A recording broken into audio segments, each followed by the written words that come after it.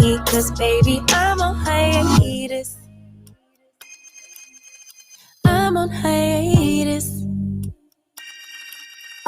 I'm on hiatus. I'm on hiatus. Baby, don't check for me. Taking time out to be and live my life off screen. Taking time out to be and live my life. Hey. Taking just so deep and live my life. Don't take it personal. We just building. It's my season, lay foundation. Make a name for generations, please, and make a and take a break or a little vacation and chasing blues away. Hey, hey. You always posting the pictures, trying to look like you winning, or look like you always be working, soaking the moments you live in. Yeah, you got the nerve to be on me, faking your life for the IG. If you got my number, don't add me, cause baby, I'm on hiatus. I'm on hiatus. I'm on hiatus. I'm on hiatus. Baby, don't check for me. Taking time out to be and live my life off screen. Taking time out to be and live my life. I'm in a place serene and pure and free. Hey, I ain't worried about what's the wave, only worry about me. Yeah. Oh, I'm taking time out to be and live my life off screen. Taking time out to be and live my life.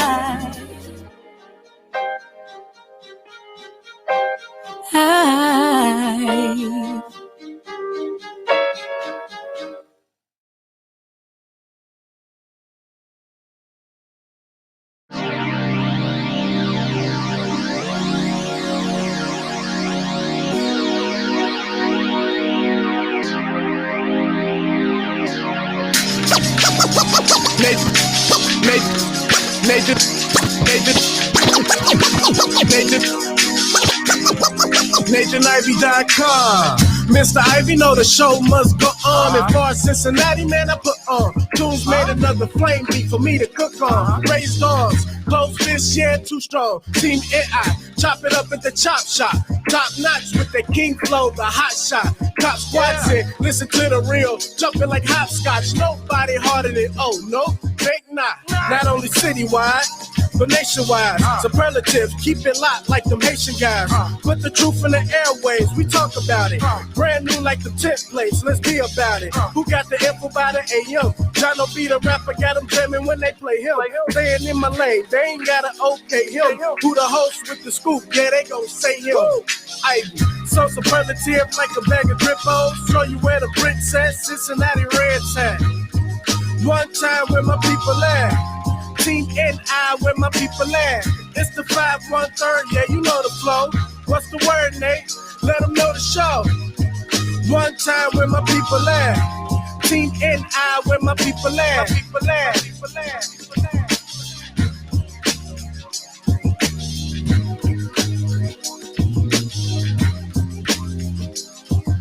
Good morning, everybody. Welcome back to the last honest place in Cincinnati media. It's the Nathan Ivey Show. Good morning, good morning, good morning. Help us inform our community by sharing with your friends and family on Facebook. Good morning, good morning. You might see that you might be getting notifications from some different places. I'm just testing, always testing. We're going through a growth period here at CDM with the Nathan Ivey Show. So we're trying new things so we can expand our reach. Good morning to you. Good morning to you. On today's show, I want to give you some takeaways from the Cincinnati School Board Forum last night. You might have missed it. Now, if you missed it, And you have a CP. If you plan on voting in the upcoming election, and you missed the NAACP, that's the Cincinnati NAACP Prince Hall Masons Town Hall Forum last night, it's well worth your time to circle back. And the good thing about doing it so early is you got plenty of time. You got plenty of time to go check it out for yourself. Hey, good morning, everybody. Welcome back. You got plenty of time to go to their Facebook page and check it out. The live stream will be up. It still has legs. What are we? We're a little less than 2 months away, so you got plenty of time to go check it out. It is well worth your time. And I think that you'll be able to get more information about the candidates. But as the moderator, I want to give you some takeaways. Typically, I do this after I moderate a forum. I'll come back the next day and I'll break it down to you from my side and kind of give you the backstory and how I do things and things like that. Sorry about shaking. I just hit the table there and give you some thoughts about it, because this is a super, super, super important race. We found out that this is life and death decisions that they're making. And I'm of the firm belief, and I continue to have this belief. Hey, good morning, everybody. Thanks for being here. You could be anywhere in the World Wide Web, literally. I mean, there's hundreds of thousands, if not millions, of podcasts, but you're here with me this morning. I appreciate you. I value you. Come on in. Remember, open your mind before you open your mouth. I haven't been heavily enforcing that rule, but now it's time to put the smack down and bring it back. Some folks been getting a little out of pocket. It's up to me to put them back in place. But anyway, what we learned is that the school board is making life or death decisions. And for me personally, we're always talking about Cincinnati and how we reach our apex and how do we live up to our potential. A lot of that has to start with the public schools. And until our public schools stand up and produce the type of students that we need to become the type of adults that we need to make this city special, it's never going to happen. I don't care how much they revitalize the OTR.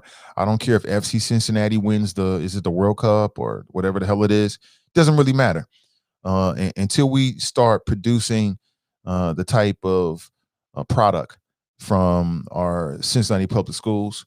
It's just we're going to just always be in this same position, asking ourselves why. And as I said, Cincinnati Public Schools makes a hell of a cheese pizza. We were grading the schools by the cheese pizza and the chicken patty, A1, superlative, but we are not. So I want to get your thoughts about it. Plus, many of you might have got a chance to watch either the entire forum or parts of it. I want to get your thoughts about it. And you might have even some residual questions. So I'm going to be reaching out to all those school board members one by one to bring them back on.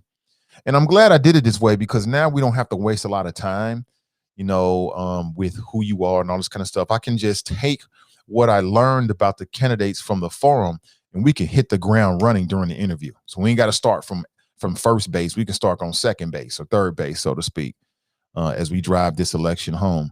Again, good morning to you. Let me throw my number up in case folks want to give us a call this morning. It's completely up to you. 513-873-7134. If you want to take a free ride on my thoughts, feel free to do so. Of course, you always have your Miranda rights, the right to remain silent and just be edutained. Let me do the heavy lifting. Let us do the heavy lifting. Again, hit me with a like, and in particular, a share this morning as we get started. It means everything. It means everything. Let me give you a heads up. Midday Juice is midweek juice with Ask Ashley. She'll be back. Have you been checking out her column with the Cincinnati Herald? You should be. You haven't been. That's right. Sis is doing her thing, and it's a beautiful thing to watch. But she'll be doing Midday Juice today, and she's got a very provocative question that came to her that she'll be answering with equal parts humor and wit and compassion and experience. So it's a lot of fun. It's a little bit different. Matter of fact, it's completely different from what I do and what a lot of the shows do here with CDM, which are more like current events. But check it out. Check it out. Good morning to you.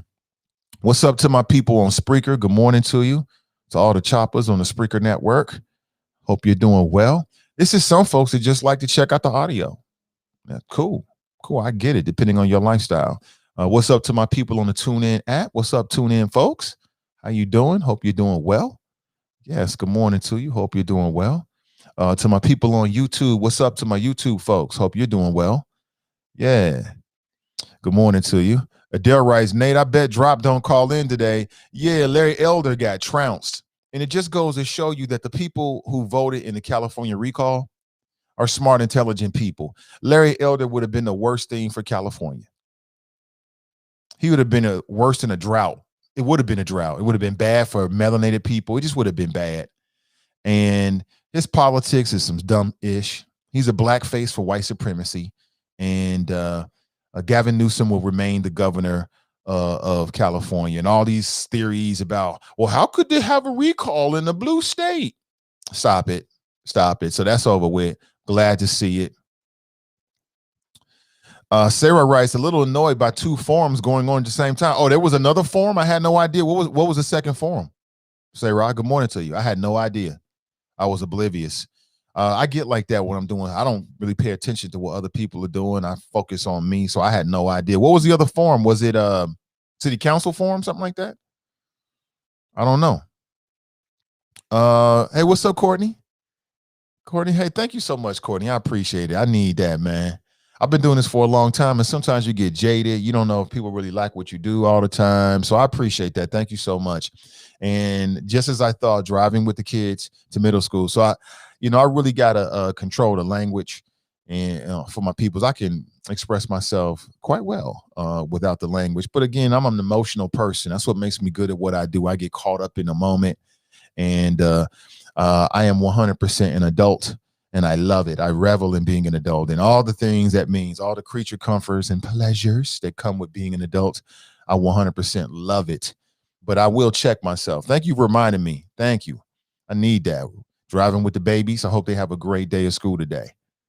Yeah, good morning to you. Casey writes, good morning, Nate, and the exceptional hashtag Team NI. Absolutely. Listen, man, Team NI have been holding me down in so many different ways. And if I'm successful with these next couple of moves, I'm definitely going to need Team NI's help. Speaking with the next couple of moves, man, I got to say this, man. I just recently had an awful experience with a black professional. And if you're a black professional, I just got to say, man, you got to represent for the people. Because when black professionals don't step up, when they flake out and fizzle out and whatever the hell the case may be, man, it can in the minds of some people. Now, I'm not really built like that. So just so you know, like when I'm doing things or making moves, I like to spend my money with black folks, competent, qualified, experienced black people. I want to recycle the black dollar. I do it with intentionally. Almost anything I've ever done with this podcast and this network, whether I needed any kind of creative assistance or professional assistance, I reach out to black folks. Why wouldn't I? I'm on some Black Wall Street-ish, period. But when you have a disastrous interaction with a black professional, in the minds of some people, it can really turn you off. So to my black professionals out there, you got to represent for yourself, number one, because then what's going to happen is people like me, that I know a lot of folks, people like me is going to be talking about you. And I'm definitely going to do it, because I got to warn people like, you don't want to do that. Don't go there. Don't go there. So, and again, I'm not the kind of person that will hold the actions of one black professional or business owner against other black professionals or business owners. But there are people like that. There are people like that. And you can, blow your deal, on some dumb ish. And, life is so simple, man. I mean, communication is it's so easy to text and email and just let people know. It's the easiest thing in the world. It's just so simple. So when that don't happen, man, it can really leave a bad taste in the mouth of customers, people like me. I'm not gonna get all in the details about it because it's unnecessary. I'm saying this to you. I'm just saying as a reminder to my black entrepreneurs and professionals, make sure your services is A1. Because again, there's some black people. I hear this from black people like, I want to support black-owned businesses, but damn, they're not stepping their game up. And I've had some experiences. I try not to hold that against the next black business or professional, but somebody recently asked me, are you looking for a black professional, or it doesn't really matter? I said, well, I'm looking for a black professional. But when you're dealing with a time crunch and you're dealing with things that are sensitive, you put yourself in a position where you just need somebody competent. And like I said, I work hard for my money. So when I spend it, I want to recycle it. because I think that's very, very important. So without getting into a whole lot of details, I just want to say that. I just want to say that to you. Good morning to you. I see Dr. Kareem Moffitt. Listen, black people, when I know black doctors, I always refer to them as doctor. They work hard for that. That is not an easy thing. That is not a small feat. So I like to recognize black doctors with that title. So we got Dr. Kareem Moffitt in the house. She was a part of Forum last night. She writes, "Morning, Nate. Thanks for great moderation of the forum." My pleasure. I hope people got something out of it. You know, that my style is simple as this: information, clarity. You know, trying to make sure that we're getting answers to the questions. So, you know, I'll talk about my takeaways in just a second, but I'm really interested in your takeaways. If you got a chance to watch the forum last night, let's get straight to it. I mean, I know we got Dr. Karima here. It is what it is, but I want to know, you know, of the candidates, who stood out to you. I want to know of the candidates, only 4, or as I understand it, are going to be elected. Who would be your top 4? Who would be your top 4? You had 2 incumbents. You have 4 challengers. Now, we understand the incumbents have an inherent leg up, so to speak. They got an advantage. But, okay, so what? Doesn't mean you got to vote for them. I want to know what you think and what your impression was and how you feel. Who do you want to see on the Cincinnati School Board? And I'll give you my thoughts. Again, I'm not going to do any endorsements, but I'll give you straight thoughts about who I thought performed well and questions and things like that coming up real shortly. But my first interest is you. I want to know what you think, because you're the voter. I mean, you're who matters. You know what I'm saying? It's your babies in the school system, right? Your grandkids, your nieces, your nephews, your children. Perhaps you are a product of the Cincinnati Public Schools, as I am. I'll say it again. I graduated from Peter H. Clark Academy. I know you're like, huh? What's Peter H. Clark Academy? It was a second chance school for kids that, you know, had some legal issues, or, you know, the young women who had children and had to step away to give birth and then raise their kids. And so now, you know, they 17 in the 9th grade, or, you know, you're 16, you're 18 in the 10th grade or something like that. So it was a chance for those kind of children, those kind of students, to still get a diploma. And it used to be down on Kellogg Avenue, I think it was, on the east side of town, right down the river. I think they changed the name of it to Riverside Drive, I think it is now. They've since demolished the school, and they got some super high price luxury homes over there right now. But it is what it is. Shelly Hamler, some of y'all might remember her, know her name, a black female. She was the principal, and she was always nice to me. But my mother put me in that school because I stopped going to school in the 11th grade. It's a long story. No need to go into it. So I got held back. So here I am, like, I don't know how old I was. I can't remember now, but I do remember I was 19 when I graduated. So, you know, she put me there because she wanted me to feel comfortable and still get a diploma. And then I took it from there and ran with it. You know what I'm saying? That's what you got to do when you get an opportunity. But so I am a product of the Cincinnati Public Schools. I have 2 children that are currently in the Cincinnati Public School system. One is 6. He's in the 1st grade. One is 16. She's in the 11th grade. So I'm on both ends of the spectrum, which is a very unique, very valuable, I think, viewpoint of what's going on. I got one that's on her way out and one that's just coming in. So all this shit matters to me. And even if I did not, I'm from Cincinnati, so I give a damn about the babies and what's their future. All that stuff matters. Now, some people out there, you're an empty nester or never had children. You're like, bah, humbug. I don't care about this. I think that's a very a short view, actually. I think you don't realize how we're all impacted by what happens with that school system. So I would encourage you to tap into what's happening and take a look. I might even play some clips directly from the Cincinnati NAACP's Facebook page. Matter of fact, I could go from CDM's page as well this morning, just to give you some highlights as to how people answered the questions. But again, I'm really interested in a couple things. What were your general impressions? Who stood out to you? Who stood back to you? Who stood out to you? Who stood back to you? And you've got 4 spots that are open. Who's your top 4? Who you voting for as of today? You know what I'm saying? As of today. Now, you might see school board candidates and even school board members jump in here. Ignore all of that. This is the chop shop. You know, they know what they're getting into when they come in here. It is what it is. We all good people. I will say I run with a crew of sharks and they all bite. I will say that. But it is what it is. The nature of chats and, you know, digital platforms. It is what it is. And maybe we can ask them some questions, and maybe you can ask them some questions if something comes to you. Maybe they might want to answer or not. I don't know. But again, who stood out to you? Who stood back to you? Anybody distinguish themselves? Either way, either in a good way or a less than good way, negative way, positive way, negative way. And also who if you have it, you may not even know right now. But if you had to vote today based upon the forum last night, who would be your top 4? I'm very, very curious in your opinion. I know what I think. I want to know what you think. But for sure, I'm going to give you some takeaways. Ashley writes, good morning, Nathan and the Choppers. Good morning to you. Team Early Riser, huh? Okay, I know that's right, man. Early risers and short men rule the world. Ray writes, good risings, all. Sharp writes, good morning, Nathan and the Choppers. Good morning to you. Get to the chopper! I don't read a lot of comments. In fact, I don't read any comments to my people over on my people on TuneIn, but I could pull into it.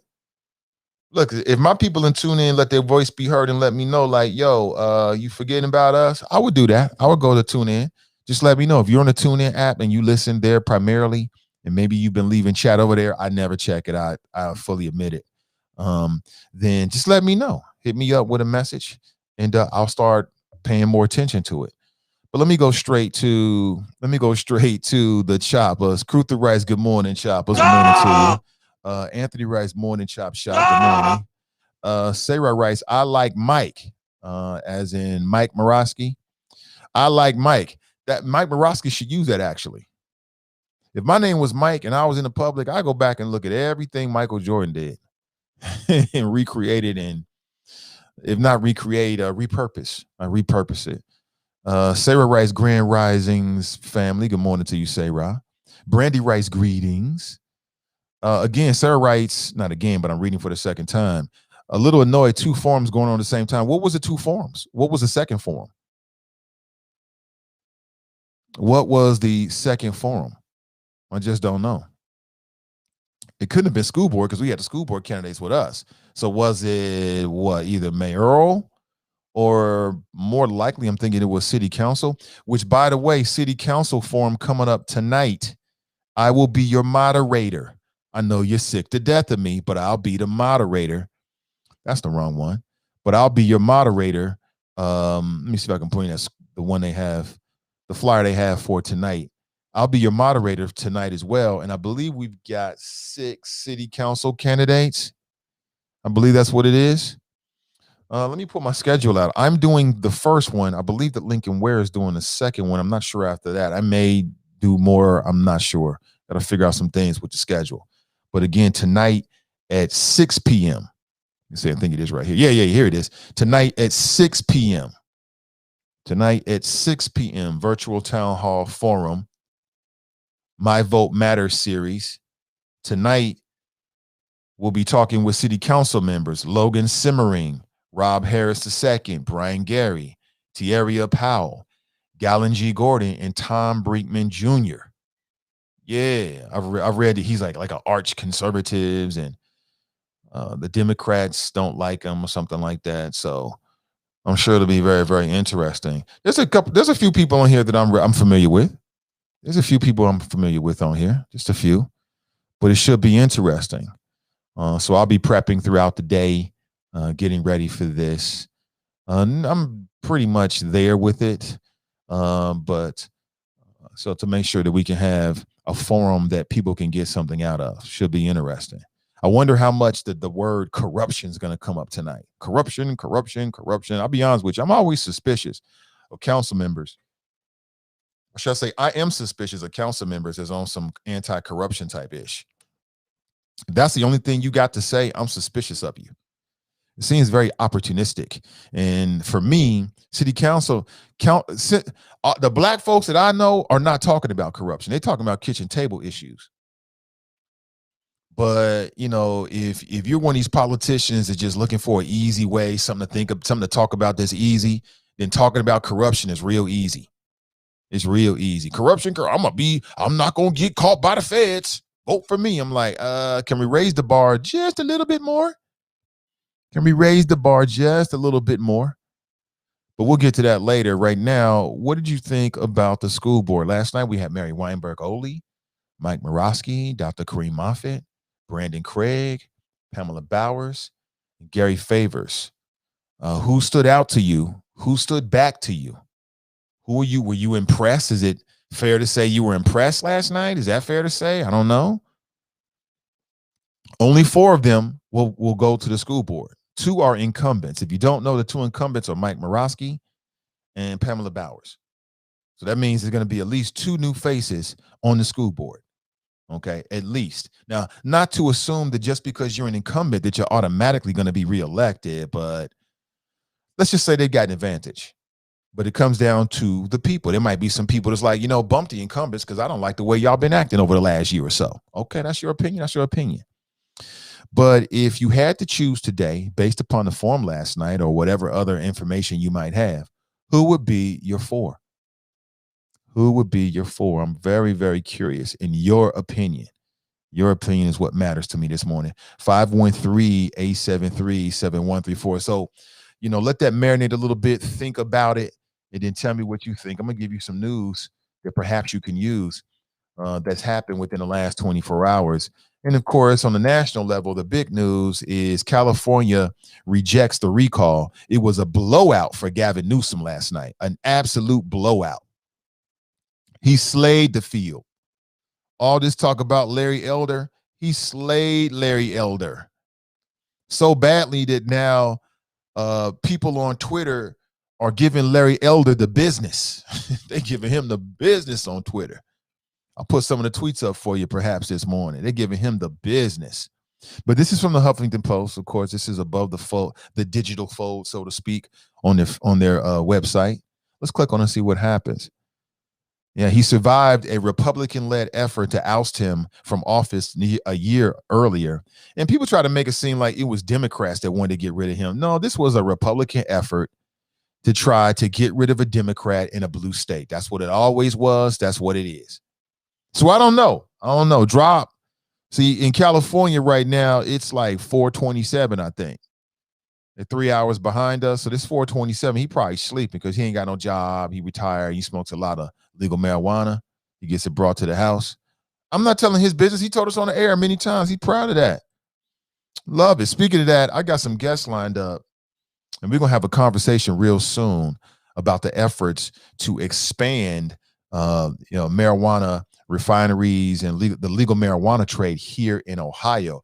And there's a conversation going on, whether you know it or not, about equity and diversity and ownership. And it goes something like this. Are non-white people going to get paid off of legal marijuana in Ohio? Now, you know how I feel about a family. This should be modern day reparations. The legal marijuana trade is an opportunity for modern day reparations for non-white folks. For years and years and years, black folks was harassed because marijuana was illegal. And now that it's legal, black folks should be getting a significant piece of the pie, in my opinion. That's just me, but that's coming in the future. Back to Gavin Newsom. He smashed Larry Elder. Smashed him. Wasn't even close. On the question, shall Gavin Newsom be recalled? 63.92% said no.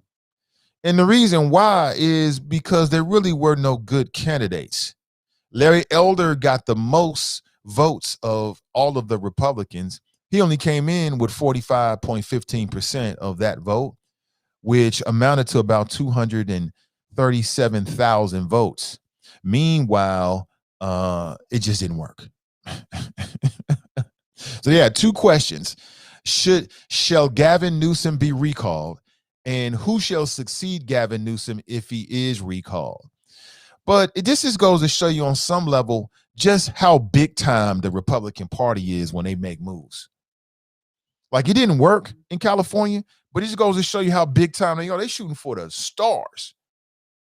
And what's the Democrats doing? What's the progressives doing? What are black voters doing? Like, it didn't work, but hey, anytime you in the race or in the fight, you got a shot.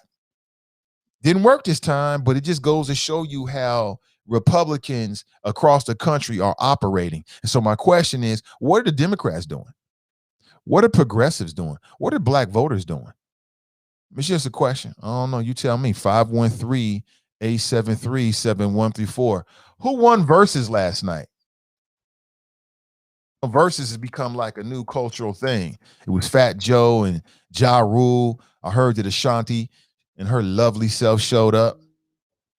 I heard that Ashanti showed up. That's enough for me. What does that mean? Ashanti, what does that mean? That name, it just feels like it means something like beautiful queen, something like that. I could just watch Ashanti perform any songs. Ashanti versus Ashanti. We'll get into it, but let me go back to the phones. Good morning. Welcome to the show. Hey, good morning. Nathan, it's Nicole. How you doing? Hey, Nicole. Good morning. I'm doing well. Thank you so much. First, I want to say how wonderful job you did last night. And that's, I don't think people really understand how much work you actually did. As the moderator, you were also the producer. So you're dealing with 6 candidates. You have to keep in control of who's next, did you miss anybody? The slides, putting that through, staying engaged with the conversation. Then getting a little text from us like, okay, 30 seconds. 32. And I don't know, if it was me, I'd have had been in a fetal position at some point. So really, and then and to do it so seamlessly and professionally is amazing. So thank you so much, and hope that you're able to do more. But you really, really did a wonderful job. Thank you. With that being said, I think some of the takeaways last night, and it was a lot of good questions. People were bringing it in from the feed. And if any of the candidates are, on here, I hope that you go back to the stream and answer those questions. Let's keep that conversation going and keeping an engagement portion there, because there were a lot of questions that we weren't able to cover. With so many candidates, you only have so much time to, get responses, breaking it down in 90 seconds and everything else. We kind of have the formula. We know how much we can do with the time, the amount of time that we have. But it was still a lot of, questions out there. And so hopefully the candidates do go back and answer those questions.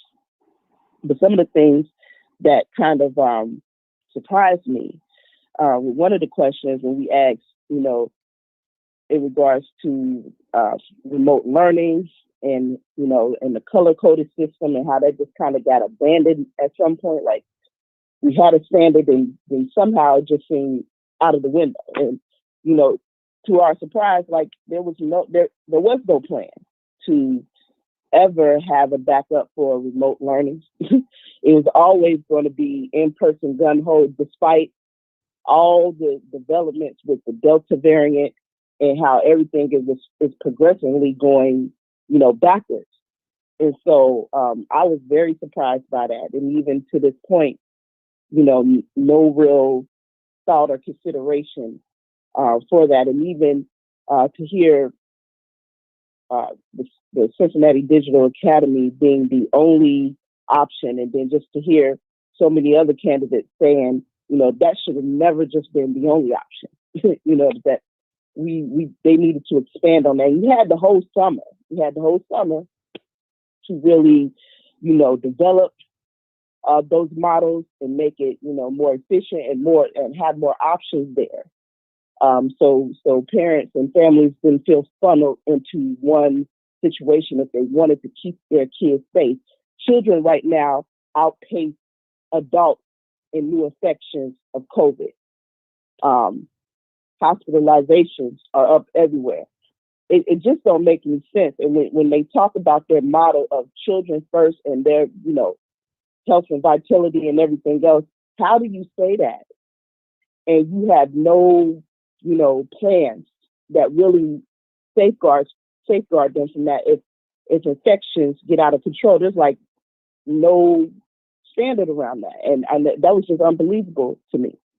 Some of the answers provided as far as vaccine mandate, if that was the case, like you did the research, Los Angeles, California, their school district is beginning that. And just to hear individuals in their positions, and if they're going to take a political approach to it, because right now there's already mandate for your child to be immunized in order to go to school, with exceptions, of course, with exceptions. And to think that an infectious disease that is a part of a global pandemic should not be a part of that list, like we're going to politicize this too, is actually killing people. And it's not even so much, if people want to use the argument, well, children don't really get that sick, but children are becoming sick, and they are going to the hospitals or whatnot, and some are even dying. Even in that respect, just the mere fact that they have the ability to spread, and in our households, in Black households, we're in multi-generational households. I've just seen a case where a child lost both their parents to this. So now they have no parents. Another situation, the mother was pregnant. They was able to deliver the baby. She died, and then a few days later, the husband. And it's just like, huh? So, anybody who is not thinking in terms of the child and then the family that they have to go back to, I think it's irresponsible to the nth degree. I know people have to make their decisions and whatnot, but there are exceptions. And as long as those exceptions are there, I don't know why we're playing the games with, what we need to do to keep us safe and keep the public safe and to contain this deadly airborne disease.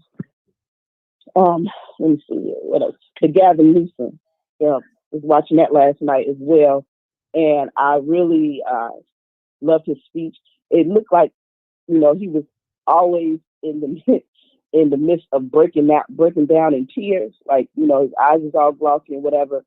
And it was just like, and he even said, like, this was extreme humble pie for him.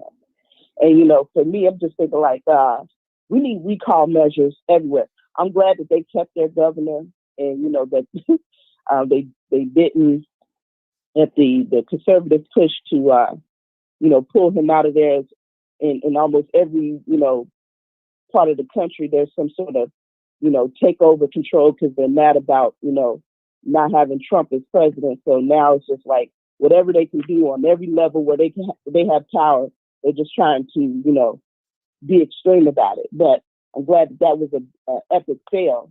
But at the same time, these politicians need to know that at any time you can go.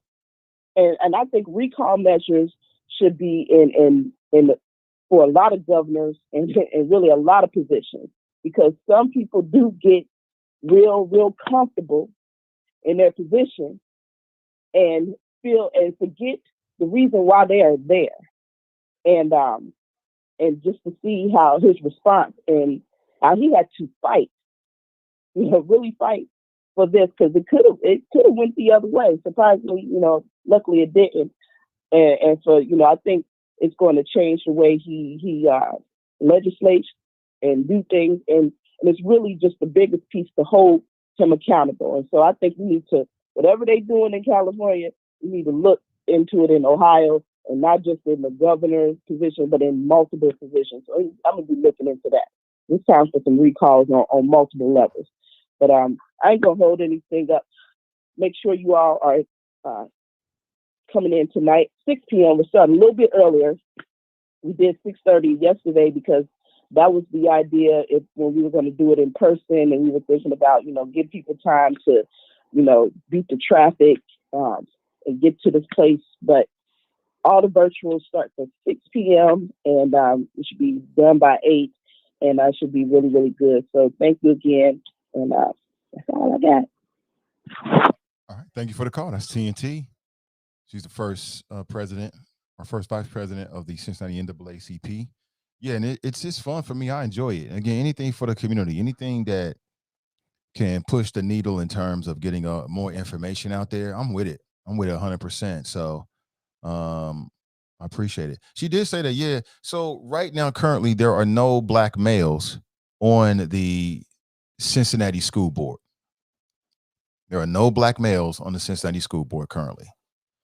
And you've got two candidates that are black males, and they're both non-incumbents. You got Brandon Craig and Gary Favors. If you had to choose between the two, or what's your preference? What's your preference? Are you impressed by either one of these two brothers? Because we definitely need a black male, but we don't need an incompetent black male on the school board. In no way am I trying to say either two of these brothers are incompetent. I'm just making a larger point bigger than them. It ain't personal. You know, we don't need no Gilligans. You know what I'm saying? We don't need no Stephen Fetchits. You know, we need some brothers, some conscious brothers with backbone that's going to represent for the community in a way that'll represent for the entire school district. And so I'm not trying to pit the two against one another. I'm just simply asking the questions. Are you impressed by either one of these two brothers? If you had to choose one, which would it be? Or you might be inclined to say, you know what, screw it. I'm going to vote for both of them. I just want to know where you think, how do you feel about the black male candidates is what I'm asking you. How do you feel about the black male? I'm typing this question in right now.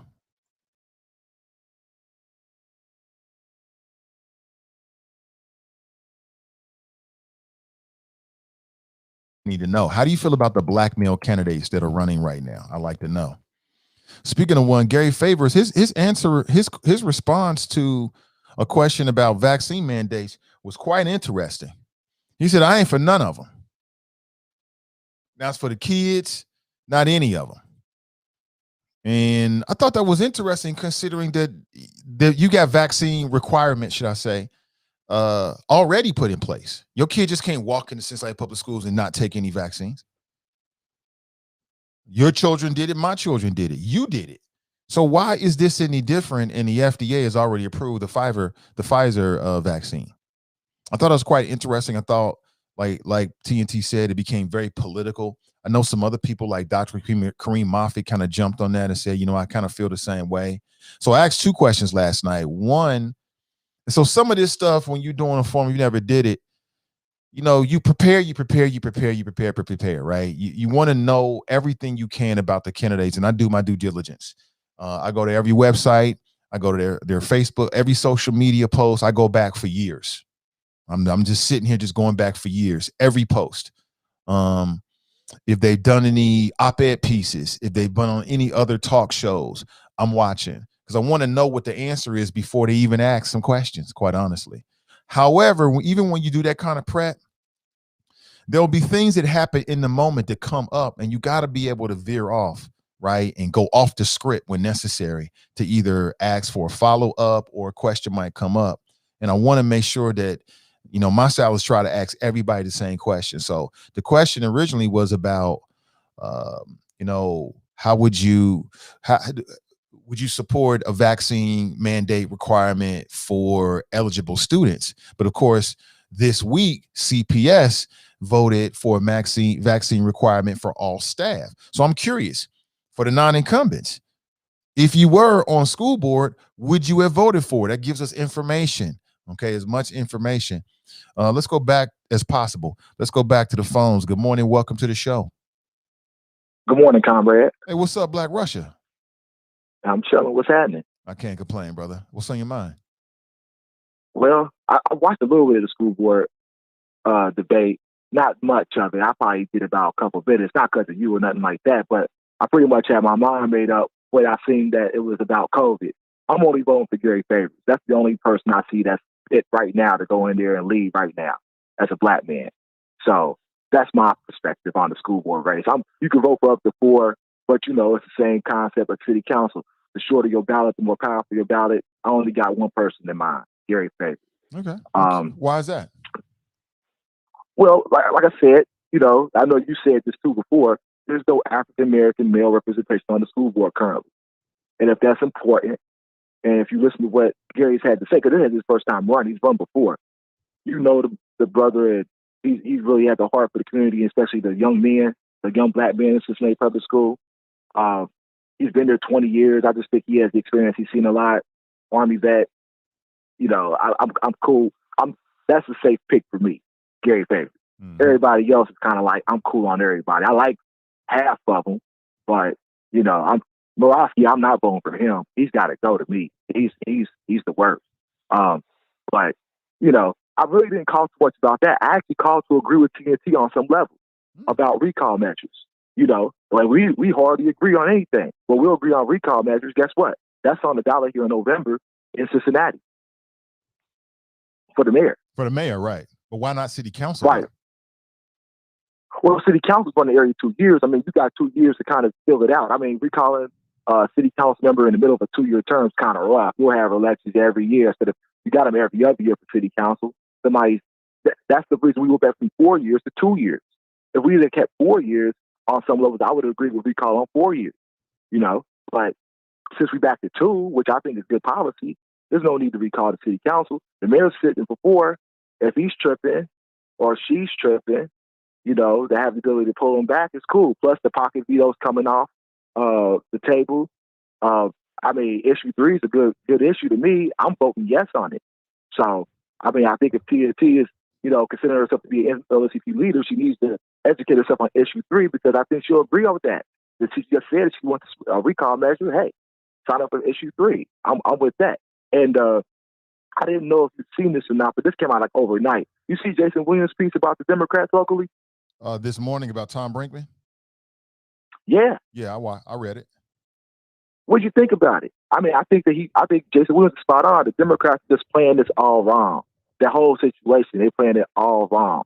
I mean, the Democrats, Glenn McFarland and Joe Mallory, they're both black people. Joe Mallory's actually the NAACP president, right? He is. Now, I find it funny that Glenn McFarland, Hamilton County Democratic Chair, and Joe Mallory, NAACP president, will vote. They'll go out here and tell you that they want free and fair elections, right? Just like the normal liberal talking points. We want free and fair elections. But they'll vote to keep Brinkman and Tierra Powell. She wasn't even mentioned because Brinkman's the bigger name.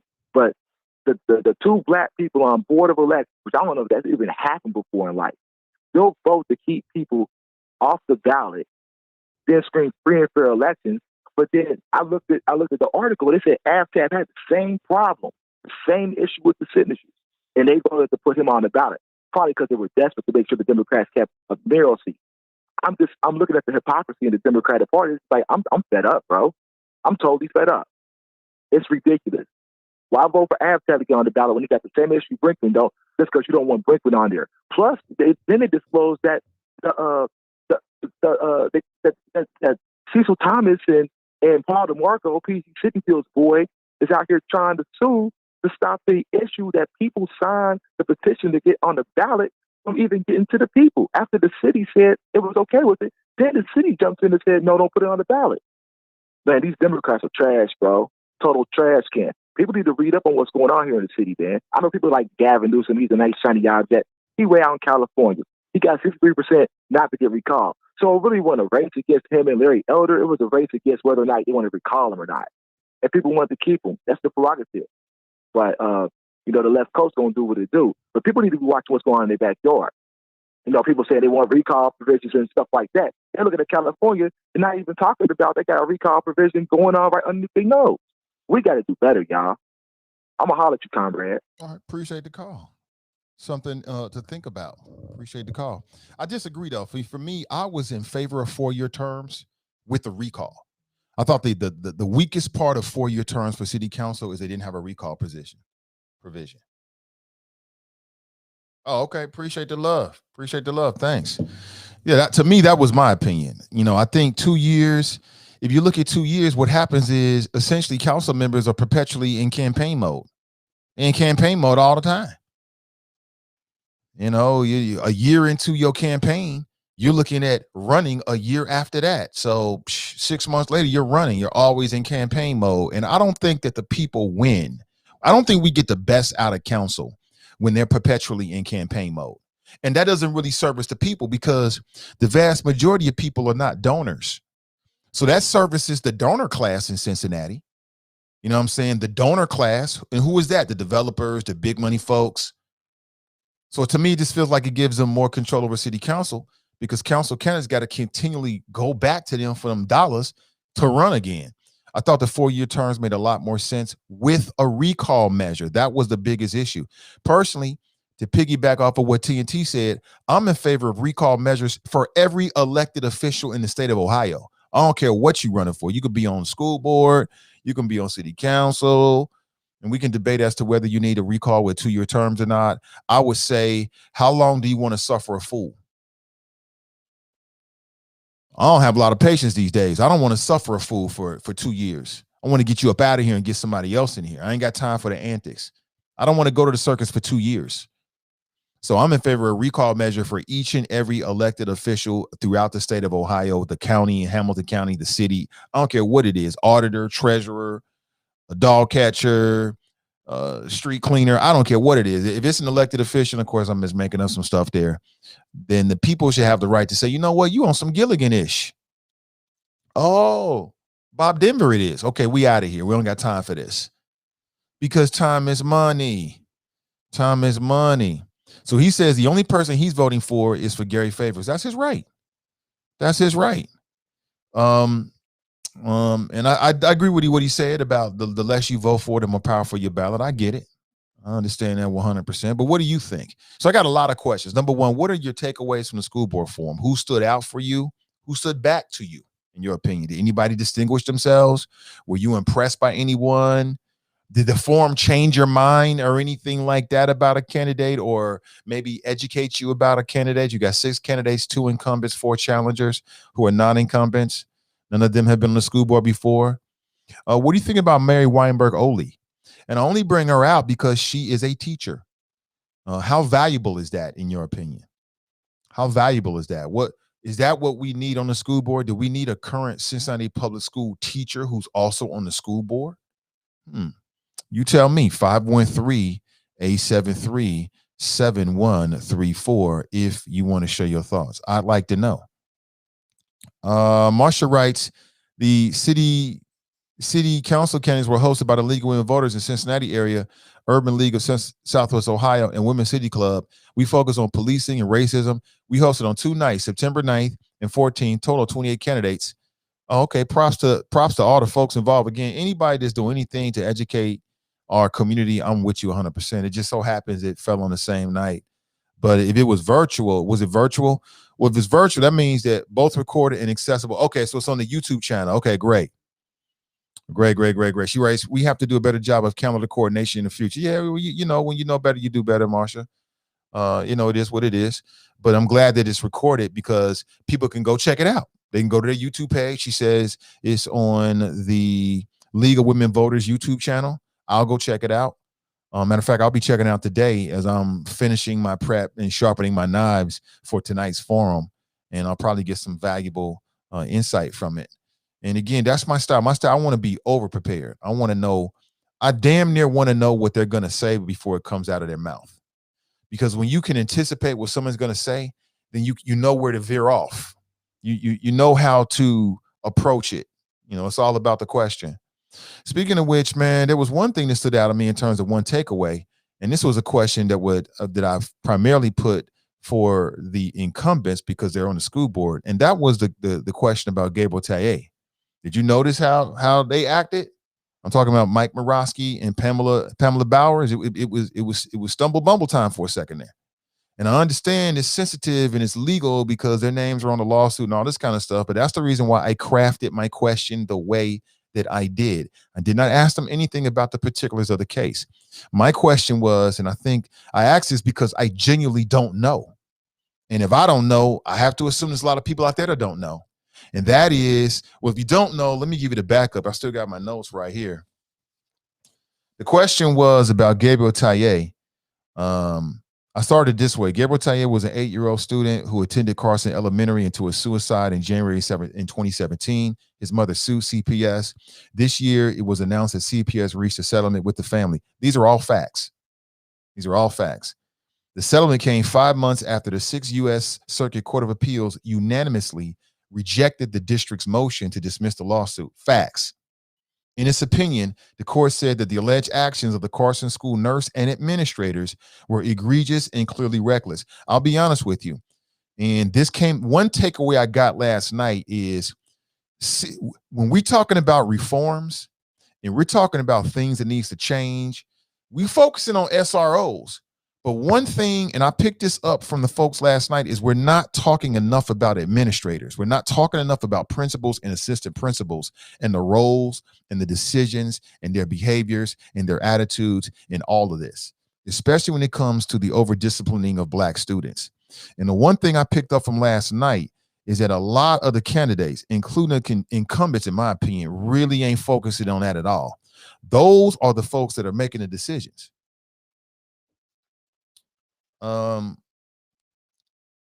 the U.S. Circuit Court of Appeals unanimously rejected the district motion to dismiss the lawsuit. I don't know if you read it or not, but you could go back. You should go back and read the decision. It wasn't good for CPS. I mean, basically, they unanimously said the CPS was full of some ish and was playing games and wasting a lot of time and money. Shame on CPS. The quote, they ultimately prevented Gabriel's parents from fully understanding his horrifying experience at Carson Elementary until it was too late. I mean, people need to know that CPS spent $400,000-$500,000 arguing that they don't have to tell you if something happens to your child. Like what happened to Gabriel Taye, they're saying that they should be exempt. What? Huh? Incredible. And in my opinion, the way it looks to me is that the only reason why they settled this lawsuit is because the 6th U.S. Circuit Court of Appeals came down so hard on them. It wasn't because they said, you know what? Let's do the right thing. That's not what happened. That's not what happened. So my question was, what role does the school board play in deciding to either fight a lawsuit or settle a lawsuit against CPS? I'm not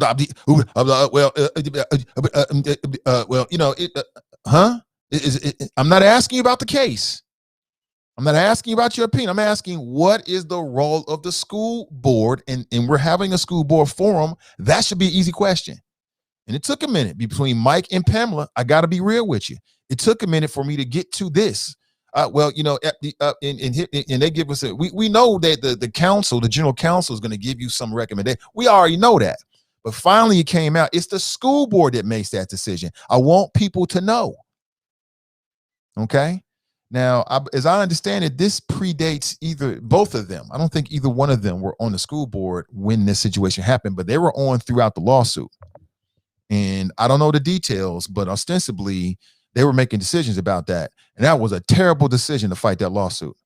CPS and the school board should have fell on their sword and said, we's wrong, and began the reforms, which I didn't get to last night, as it relates to bullying. This whole thing about ending bullying is some BS. And I had to sharpen and get us to a fine point. Everybody's against bullying. That's not valuable to me for a school board candidate to tell me I'm against bullying. Who's for bullying? Even bullies are against bullying. Everybody's against bullying. That ain't the issue with Gabriel Taye. The issue is the lack of responsibility and communication from the adults. That was the issue with Gabriel Taye, not the bully. Everybody's against bullying. Who's for bullying? Nobody. So it was interesting. A lot of the candidates was veering off and pledging against bullying. I wasn't impressed by none of that. We know that. My question is, what you gonna do to hold the adults accountable? That was the issue with Gabriel Taye, not bullying. Bullying is gonna take place. You ain't gonna never stop bullying because it's human interaction. Adults get bullied on the job. I seen grown folks, blows my mind, get bullied by other grown folks on jobs. So you got one person with a strong personality. You got other people whose personalities are not so strong, end up getting bullied by another grown person. I'd rather be dead, but I seen it. So I thought it was very, very interesting. So we now know it's the school board that makes those decisions about whether to go forward to stop a lawsuit. We need to know that. So as we are deciding on who's going to be on the school board, I thought it was a very interesting takeaway. Very interesting takeaway. People should go back and check that out. and just to see the quality of those answers around that. And most of the candidates want to talk about bullying. I'm against bullying. That wasn't an issue with Gabriel Taye. Don't do that. Don't try to we're going to talk. That wasn't the issue. The issue was the administration, the adults over at Carson Elementary. Let's not let them water it down. That would be a disrespect to that young boy's memory, and I'm not having it. We ain't doing it. So I had to sharpen that back up. You can make your own decision. In a forum as that nature, I've got some time because we ran out of time. We had like 3-4 questions left. It is what it is. I want to get people in and out because your time is valuable. On the Nathan Ivey Show, I'll spend all day on one question, trying to get to the bottom of it, to figure it out and flesh it out. But that wasn't a Nathan Ivey Show. That was the NAACP Prince Hall Masons Forum. So that was one takeaway I took, because that was a very, very serious and important question. We send our kids to you. Be responsible. Open lines of communication. Communication came up last night. I got them all to take a pledge that if they are, you get an opportunity like that, you got to make people take a stand. You got to draw a line in the sand and say, will you do this? That's my style. I don't know anybody else is going to do. That's my style, right? What you going to do if you get on the school board? And I got them all to agree, to pledge that if they're reelected in the case of Mr. Morosky and Pamela Babblers, or they're elected in the case of the other 4 challengers, that they will do everything they can to make sure that website is working, because CPS website sucks. And you can't get in. There's no contact information for assistant superintendents, which is the most ridiculous thing ever. And they all pledged that they would make that happen. But let's go back to the phones. Good morning. Welcome to the show. Good morning, Nate. It's Pat. How are you? Hey, Pat. Good morning. Good morning. I was a little late yesterday, but did you ask any questions about the bus debacle? I did not. At all? I did not. Okay. That was on my list. I didn't know if I had missed it because I was a little late or what. That's my only question. Okay. Appreciate you. Yeah, that was on the list for sure. Have a great day, Pat. I didn't get a chance to get to it.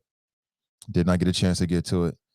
Good morning to you. 513-873. Now, what I can do is I reach out to school board members. We can have that conversation here. Because like I said, having had that forum, it's going to make my future conversations with school board members even better, because there's some things I already know now. And I may have to still touch on it, but I don't have to start at the basis. We don't have to start at ground zero.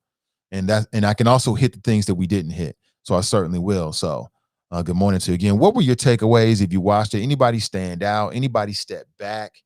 Any major takeaways? Currently, we don't have any black males on the school board.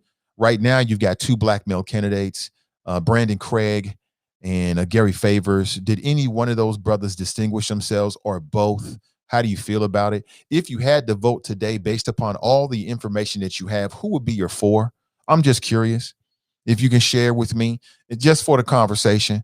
These are local issues that matter. Like I said, I don't think there's a bigger issue in Cincinnati than the school board. I don't think there's a bigger issue in the city of Cincinnati than what's going on with the school, because our babies are the future. The product that they produce is going to have a direct relationship and impact on our neighborhoods, on our businesses, in the future of Cincinnati. There's no bigger issue. There's no bigger issue, in my opinion. There's nothing more important to talk about than the school board. Now, that's just me. Somebody want to talk about the Western Hills Viaduct, you want to talk about shootings, all that kind of stuff. I'm not saying there aren't issues that are important. You want to talk about black entrepreneurs, I'm not saying there aren't issues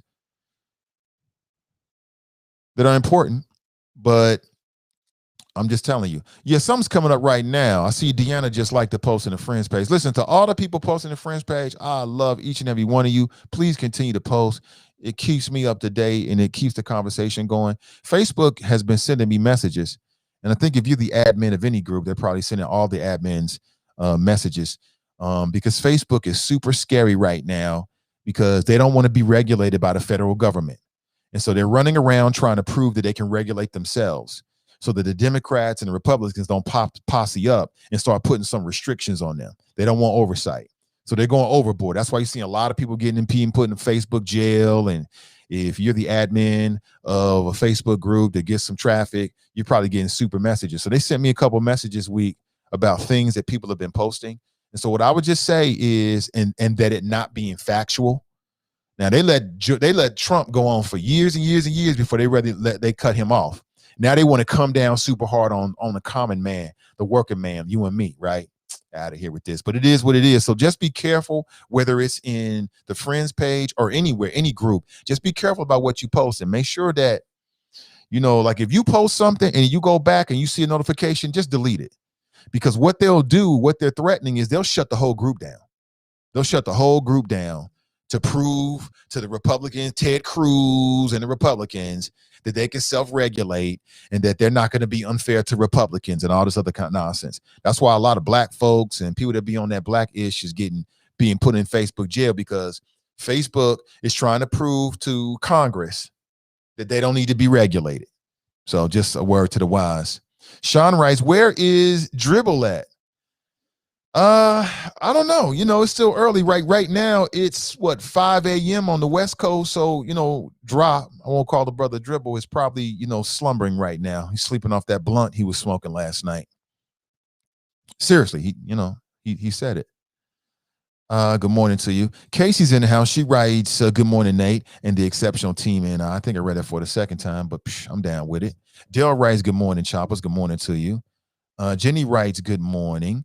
Nathan and the Choppers, good morning to you. Jenny writes, should be popping in and out today. Okay, cool. I'll be here. Tanika writes, thank you for being here. Tanika writes, good morning, Nate and the Choppers. Good morning to you. Good morning to you. Dale writes, if he does, he's going to have all the excuses in the world as to why Elder lost, right? JD writes, Kareem and Brandon. So that's her top two. Dr. Kareem Moffitt and Brandon Craig. Okay. Again, I don't think I'm not here to shame anybody or whatever. I just want to know what you think. I don't do endorsements. I've been asked to give endorsements many, many times. I don't do endorsements because unless I feel, it would be a rare thing. If it's like if I think like it's a real threat to our community, then perhaps I would. But generally speaking, I do not. This is a media platform. We offer opportunities for ad placement for Democrats, Republicans, charter right. It makes no difference. Jane writes, good morning, everyone. Good morning to you. Courtney writes, my faves were Morosky, Dr. Kareem, Bowers, and Mary Weinberg. Their dedication to our baby shined through. All candidates were great and didn't crack under pressure. I felt very informed and confident that the mentioned four will get the job done. Okay, appreciate that, Courtney. She says Morosky, Dr. Kareem, Pamela Bowers, Mary Weinberg. Okay. There really wasn't a lot of pressure last night. That's not my show. On the Nathan Ivey show, we turn the pressure all the way up. My role is different when I'm representing other people. I have to think about what their bottom line is. So I wouldn't say pressure. Accountability. Maybe a few follow-ups here and there. Clarity. But unless somebody do some dumbish, I'll get with you. I'll meet the energy. But not real pressure. Just asking questions. Just trying to know where you're coming from. I treat everybody the same. I don't got no favorites. Ain't no favoritism. Because it's not about me. It's about you. It's about the public. So I try to make sure I ask everybody the same question. And if somebody's not clear, it don't matter who it is. I want to get some clarity. And that's about it. But I appreciate that. She says, Dr. Kareem, Morosky, Bowers, Mary Weinberg. Okay. Somebody didn't talk them up. Good morning. Welcome to the show. What up, Mr. Ivey? Everything, brother. What's up with you? Oh, nothing much. And to take a word from Glenn, one of my groupies is asking about me in the chop shop. Who's asking about Drippy, or whoever they call me? Who asking about me? It's a few people asking about you, man. I wouldn't call them groupies, but it's a few people asking. Okay. About you. And for the record, Mr. Ivey, I'm old school. I don't smoke blunts. Oh, okay. I smoke joints. Sorry. Blunts waste too much weed. Yeah, blunts waste too much weed. That's for them young folks, okay? I don't smoke blunts. All right. But anyway. Well, speaking of waste again, of weed, you should get a pipe then. I have that too. Okay. All right. But Mr. Ivey, I don't know what people expect me to say this morning on the day after Gavin Newsom got his ass saved. But the point is, Mr. Ivey, and like I was saying on this topic from the very beginning, that the fact that a state that is outnumbered, that the Republican Party is 2-1 behind, there was no way that this shit should have taken place in the first place. And the fact that the governor during the campaign talked about Trump, talked about COVID-19, talked about white supremacy, talked about everything but his record in California. And I don't know if they've counted all the votes, but Larry Elder sent a clear message, a Republican radio talk show host, Mr. Ivey. He blew everybody out, even the Democrats who were trying to take Gavin Newsom's spot. So again, I don't know what people want me to call in here to say, because I was never saying that he was going to get recalled. All I was saying that because of the desperate Democrats these past 8 months and how their leader, Sleepy Joe Biden, is an absolute disgrace, you get a blue governor in a blue state where the Republican Party is outnumbered 2-1. He gets recalled. Then you get the governor of New York.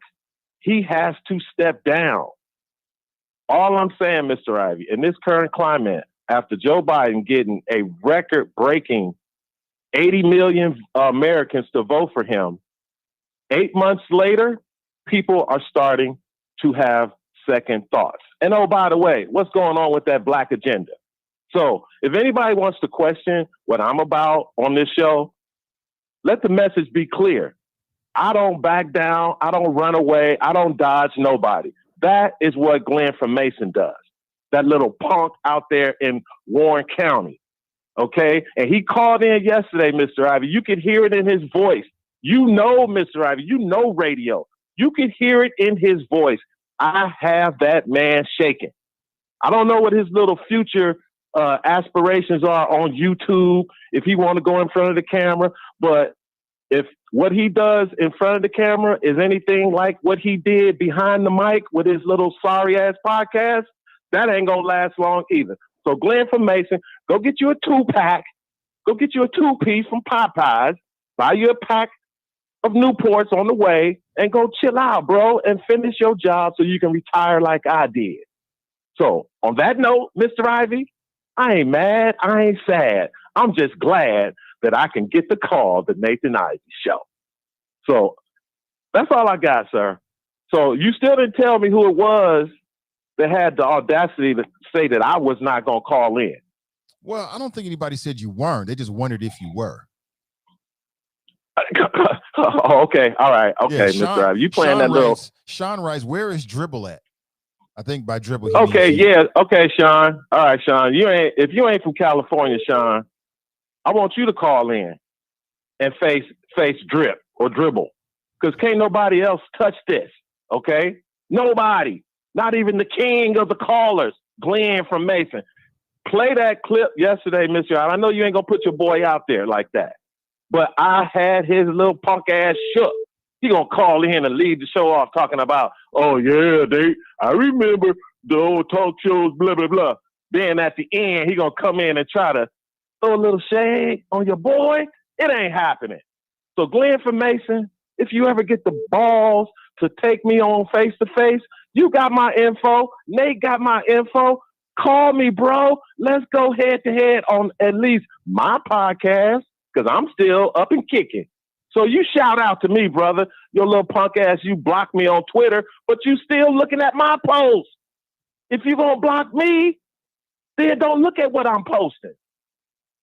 So that's all I got. Glenn from Mason, you've been called out. Drop Squad 52. Dropping science to anybody who wants to fact check it. I'm out.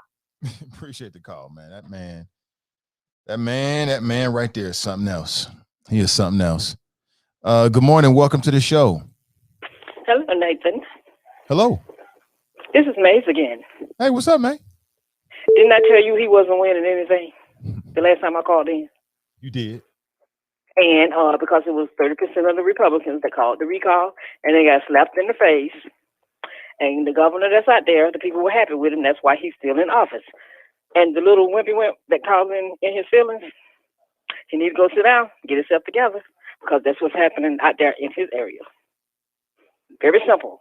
And the nut that they was running for governor, Larry Elders, really, he, like I said, and I say it again, he was not winning, and he's crying today. So have a good one. Have a good one. Appreciate it. That's May checking in. Oh, man. Drop bringing everybody out. Glenn, don't let this man trigger you. You do you, bro. You do you. You do what you want to do. Let me see here. Good morning to you.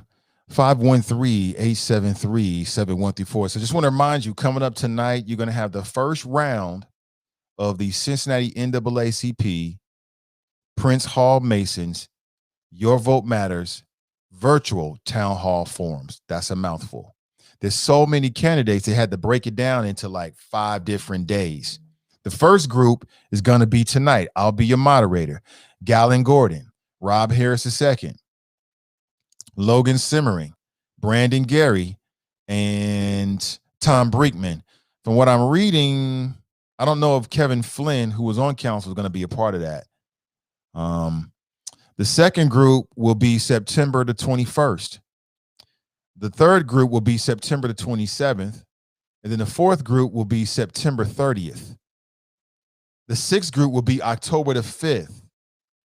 The fifth group. The sixth group will be October the 12th. I see Betsy Sunderman is going to be on October the 5th. I want to do that one. Yes. That's where I wants to be. So it should be interesting. Let's go back to the phones. Good morning. Welcome to the show. Good morning, Nate. This is Daryl from Atlanta. I'm on vacation, so I can call in. Usually I'm at work. So enjoy the vacay. Yeah, what's up? Yeah. So I asked a question in the chat, and I didn't see the form of the school board, but I'm interested to know, does CRT come up at all? It was on the list of questions, and we just didn't get a chance to get to it. Oh, wow. Okay. So is there like a strong faction that is purporting that lie is taught in, primary and secondary education instead of on a college and law level? Is that even an issue in Cincinnati? It's a question in Cincinnati. Again, I hope to reach out to all the school board members and bring them back on, and I'll be able to ask the questions that we didn't get to, so we'll know. My gut tells me, just having some insight into these folks, that all of them, again, I don't really speak for them, so I don't want to put any words in anybody's mouth. So all I can say is I hope to bring them on, and I can ask them when they come on the show. Okay. I mean, because if I was, if I was there, that would be important in the sense that I know CRT isn't taught on that level, but it would allow me to go into a further question of, are you against, for the sake of trouble, teaching accurate American history? And if not, or what do you believe should be taught about American history and about diversity and inclusion and equality? So, I mean, that's why I kind of brought it up, because it would give you an insight into where these school board members really stand about issues like that. It will give you some insight into their thinking, especially dealing with primarily African-American kids. Oh, for sure. So, for sure it was 100%. It give you some idea about that mentality. For sure it would. Right. Okay. So, on to dispel some bad information that Russia's putting out there. Gavin Newsom won that recall. I'm looking at the numbers right now on Huffington Post. So I'm going to round up 64 to 36. That doesn't sound like a contest to me. So lose me with that, Russia, and you lost the black. as far as what's his name that called in? Drop. Oh, see, he there he is. He's talking. You see how he tried to spin the story? Well, the Democrats are in trouble. No, the Republicans are in trouble because you don't have any message. All you want to do is change the government. You don't want this to be a democratic republic. You want to go in, and basically what they want is what they had in apartheid South Africa, where the ruling few, through the courts, through the Supreme Court specifically, and gerrymandering and creating these election laws so everybody can't be representative of the republic, to rule over the majority of people that don't look like them or even think like them. So look, the GOP has sucky ideas. You can't win on the merits. Your ideas suck. Your President Trump sucks. You suck, and your takes suck. And one last thing, Nate. Fame, you suck too. Peace. Appreciate the call. Daryl said, I want all the smoke with everybody. The alt, middle, and all the affiliates. What the hell? Sister Iris writes, good morning, great people. I'm really interested, Sister Iris, in your opinion, your impressions of what happened last night as well. In fact, I'm interested in everyone's opinion.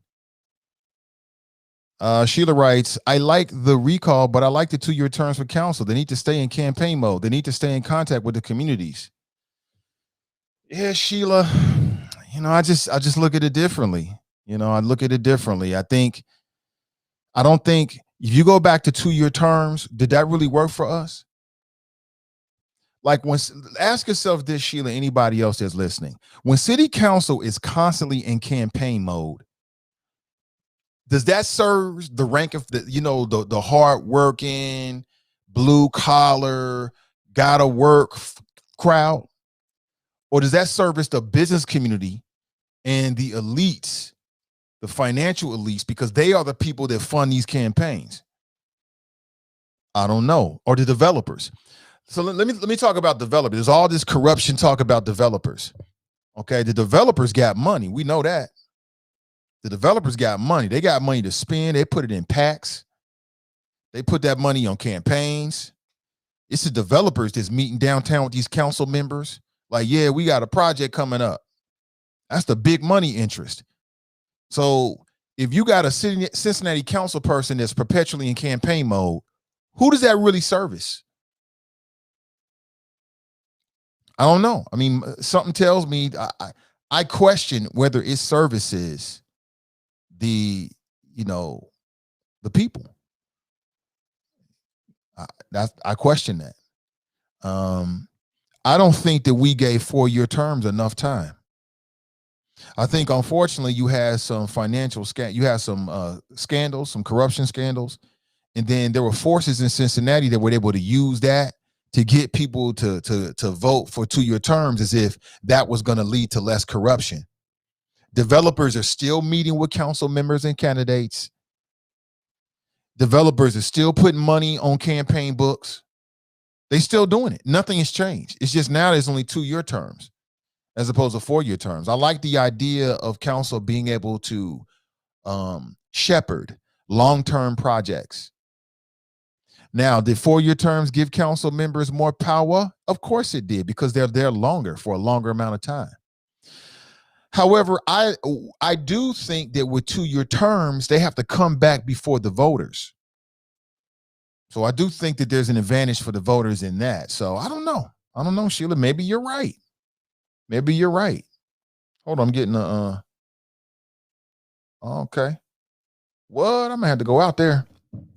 I'm getting a message from K&G.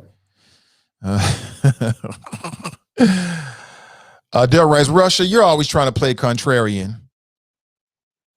Marsha writes, they have to fully comply if they want to keep their job. JD's in the house. Good to see you, JD. She writes, this is Gary's 3rd time running for school board.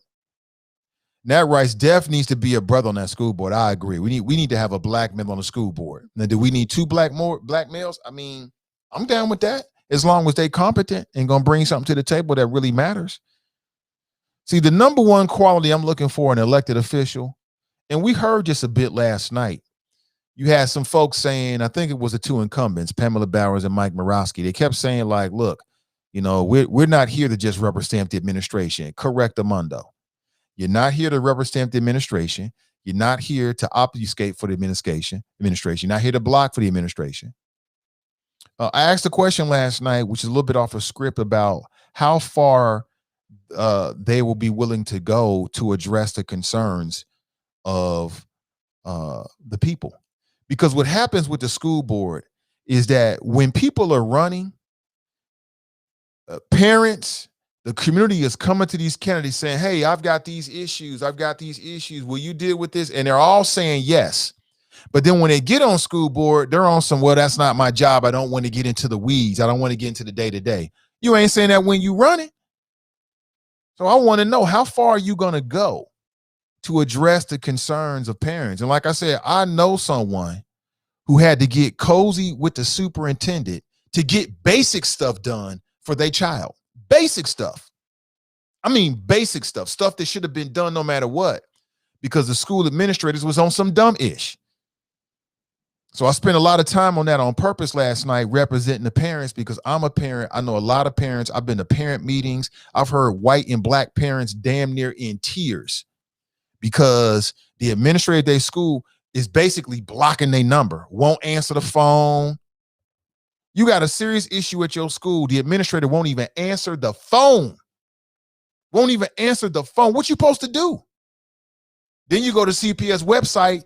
You can't even find no email addresses for assistant superintendents or the superintendent whatsoever. What you supposed to do? You can't do nothing. You stuck. So then you go to the school board meeting and tell them, and what do they tell you? Well, did you talk to the principal? The principal's the problem. Did you talk to the assistant principal? The assistant principal is the problem. So that's a very real issue that people don't want to focus on.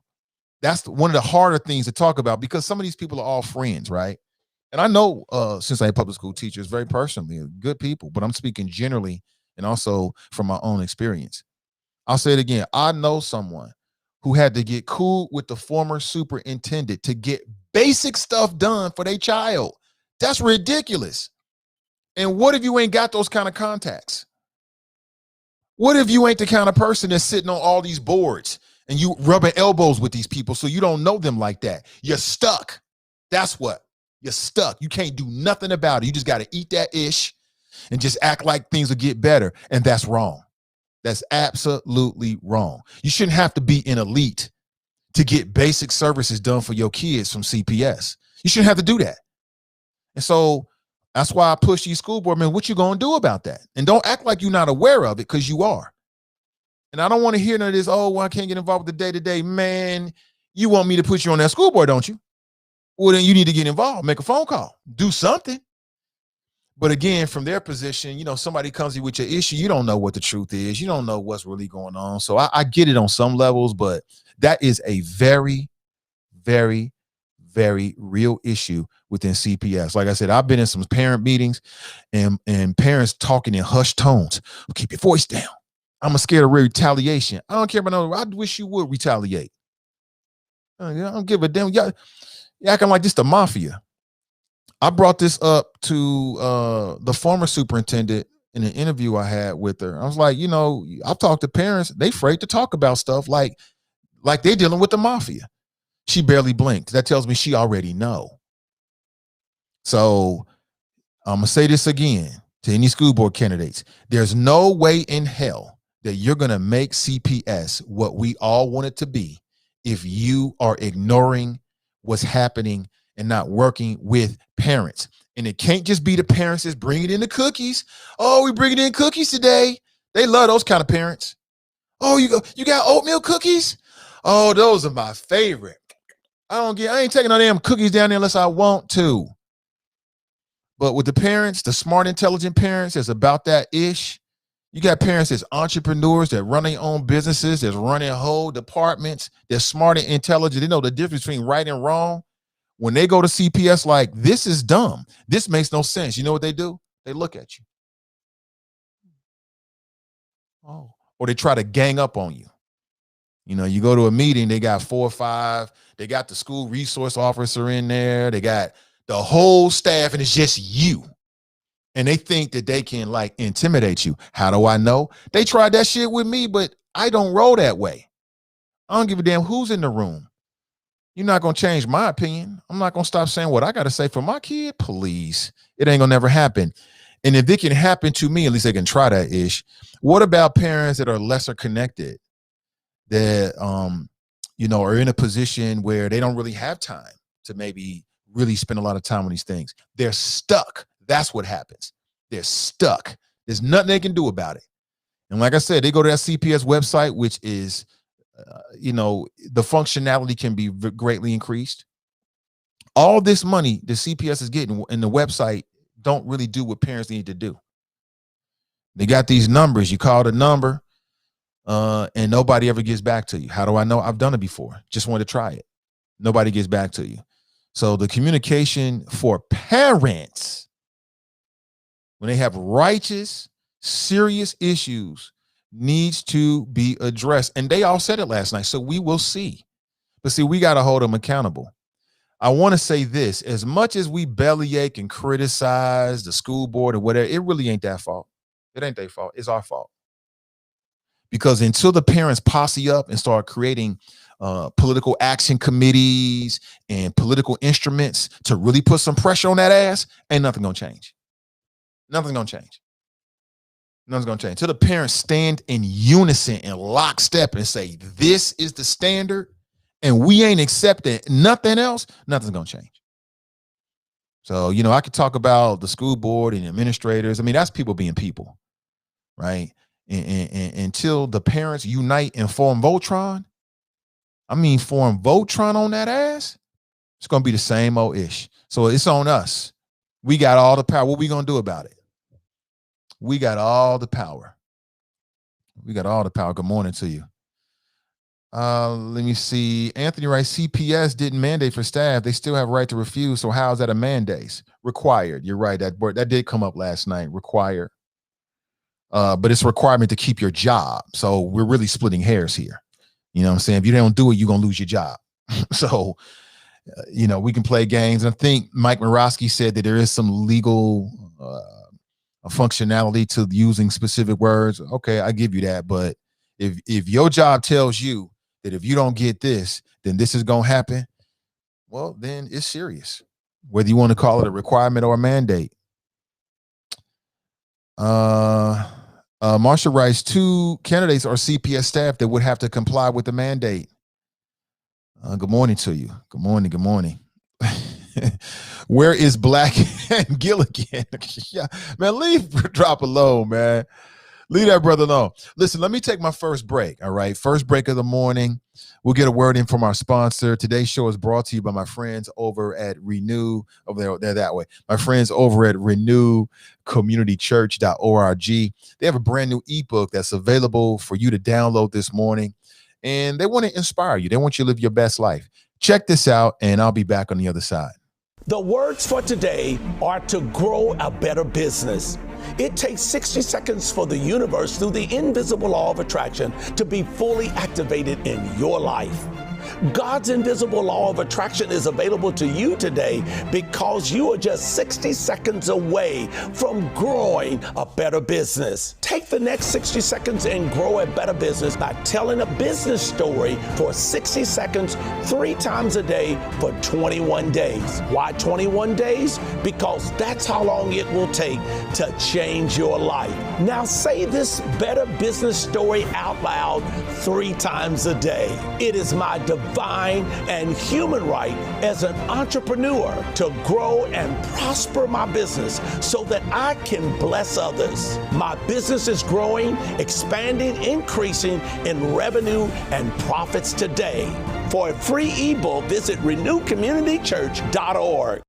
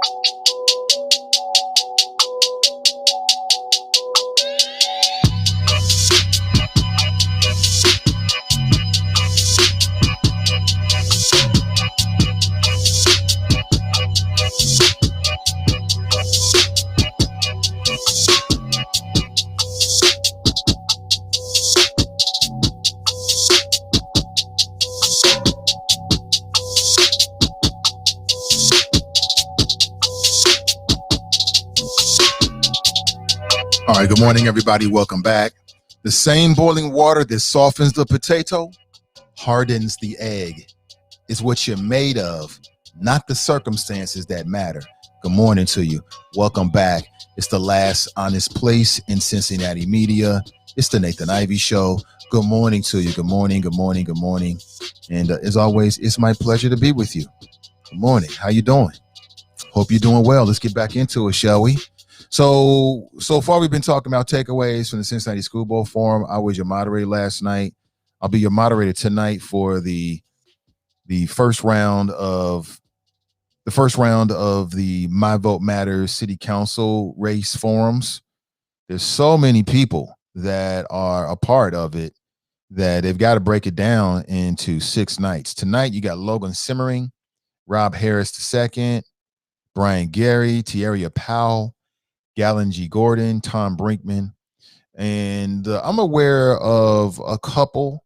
I think the person I'm most familiar with in this group is Brian Gary. I'm aware of Galen G. Gordon, Tom Brinkman, Logan, Rob, and Tierria I'm less aware of, and there's varying degrees among the people that I am aware of. So this should be very interesting. I don't really care about endorsements. I'm not really into endorsements. I want to hear what everybody has to say. To me, everybody has a level playing field. Now, of course, if you're an incumbent, that would be different. You've got only one person in the entire field who was previously elected to city council who's running for re-election, and that's Greg Landsman. Everyone else was either appointed, so they're seeking to be elected for the first time. And that's a very unique race, But again, tonight, those will be your 6 candidates. I'm looking forward to it. It'll be on Facebook Live. You can watch live from the Cincinnati NAACP's Facebook page. We'll also simulcast it on CDM's page as well, but I think a lot of people watched it there. Starts at 6 p.m. tonight. If you've got questions, we'll try to get it in. If you got questions, we will try to get it in. And of course, you can directly message. If you have live stream needs or digital media needs or challenges, you can contact us here at CDM. We can help you with that because CDM will be taking care of the live stream responsibilities. Our pleasure to help the Cincinnati NAACP. I'll say it again. Anyone that's out here trying to move the needle for our community, we with you. I'm with you 100%. 100%. So that's tonight. But back to your chat here. Good morning. Where are we? Courtney writes, in regard to Gabriel, everyone kept their job, correct? To my understanding, that is correct. They were just kind of moved around, kind of like what they do with the Catholic priests, right? I'm just saying. I have a representative from the League of Women Voters on my committee, and she was aware of our schedule. There's only so many days in a month. They were both virtual, so people will find the information they need when they can, right? Is that right? Okay. Glenn writes, morning, Nate and Choppers. # Republicans lose again, and black conservatives are MAGA busters. Anybody watch Versus last night? I know that was big. Fat Joe, Ja Rule. I must admit to you, I did not watch it. I may go back and watch it later. Just want to get your thoughts on it. I love that idea, man. That's such a great idea. That's an idea that was born during the pandemic. And if you don't know what it is, basically they get 2 similar, musical artists, and they battle. They perform their hits back and forth, and then they call it verses, but it's not really so much verses all the time. Cash writes, hey, Choppers and Nate, good morning to you. Andriel writes, good morning, Nate and friends. Happy hump day. Good morning to you. Courtney writes, I'm so curious as to why. No accountability. What a slap in the face to that family. It makes you wonder because think about this. It's clear now because the U.S. Circuit Court of Appeals unanimously said, and what's the quote again? That the actions of the school nurse at Carson School and the administrators was egregious and clearly reckless. Okay. Now, I'll be honest with you. I believe what the mother in the story from day one. I talked with several parents, one live on the air. That interview still up on the Nathan Ivey, NathanIvey.com, who has similar issues at Carson Elementary where they had children that were being bullied and the administration didn't do enough about it. So let me get this straight. Back in 2017, a young boy was essentially bullied to death. Now, you never can tell with bullying. Some kids can get bullied and it makes them stronger. Some kids get bullied and they really, really react to it. And as I understand it, all the people, including the principal, just got moved around. You flash forward to 2021, a video surfaces from a school on the west side, I think it was West High, where a young boy on the football team is being hazed by other football team members, and the football coach gets fired. Right now, there's a petition with thousands of people, including a lot of students and family members from the west side, saying he shouldn't have been fired because he was actually a good guy. It's not his fault. So it just makes you wonder, Courtney. Like, I don't know what justice is in Cincinnati anymore. I keep saying I have no idea what justice is. I think it's just a case by case basis, and people just kind of make the shit up as they go along. Because the coach, and again, I'm not saying I know the details. Maybe he deserved to be fired, but from where I'm sitting right now, I'm just giving you the facts as I know them. A video surfaced. I haven't seen the video. Purportedly, there was a boy that was being disrobed by other members of the football team. The football coach gets fired. A petition's up right now, purportedly with thousands of people that are signing it, including friends and students and football players and family members of the football players, saying we want him here. He's a good guy. He's gone.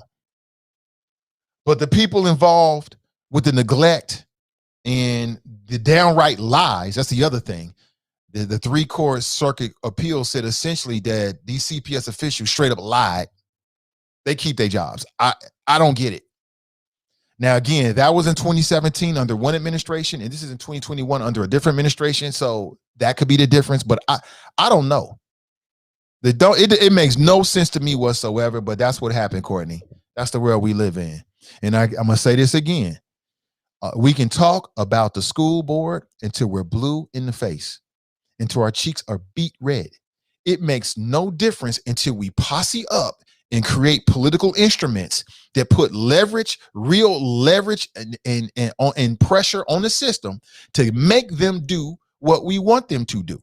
Until that happens, none of this shit matters. Excuse my language. I'm trying my best not to curse anymore because I don't want to turn off my viewers who might be with children. But I want to tell you, this ain't hopeless. This ain't hopeless. We don't have to just throw our hands up and say, oh, Lordy, Lordy, Lordy. We don't have to do that. All we got to do is posse up. That's all we got to do. Black parents, white parents, single parents, married parents. All we got to do is posse up and create political organizations and instruments to make them do what we want them to do. That's all we got to do.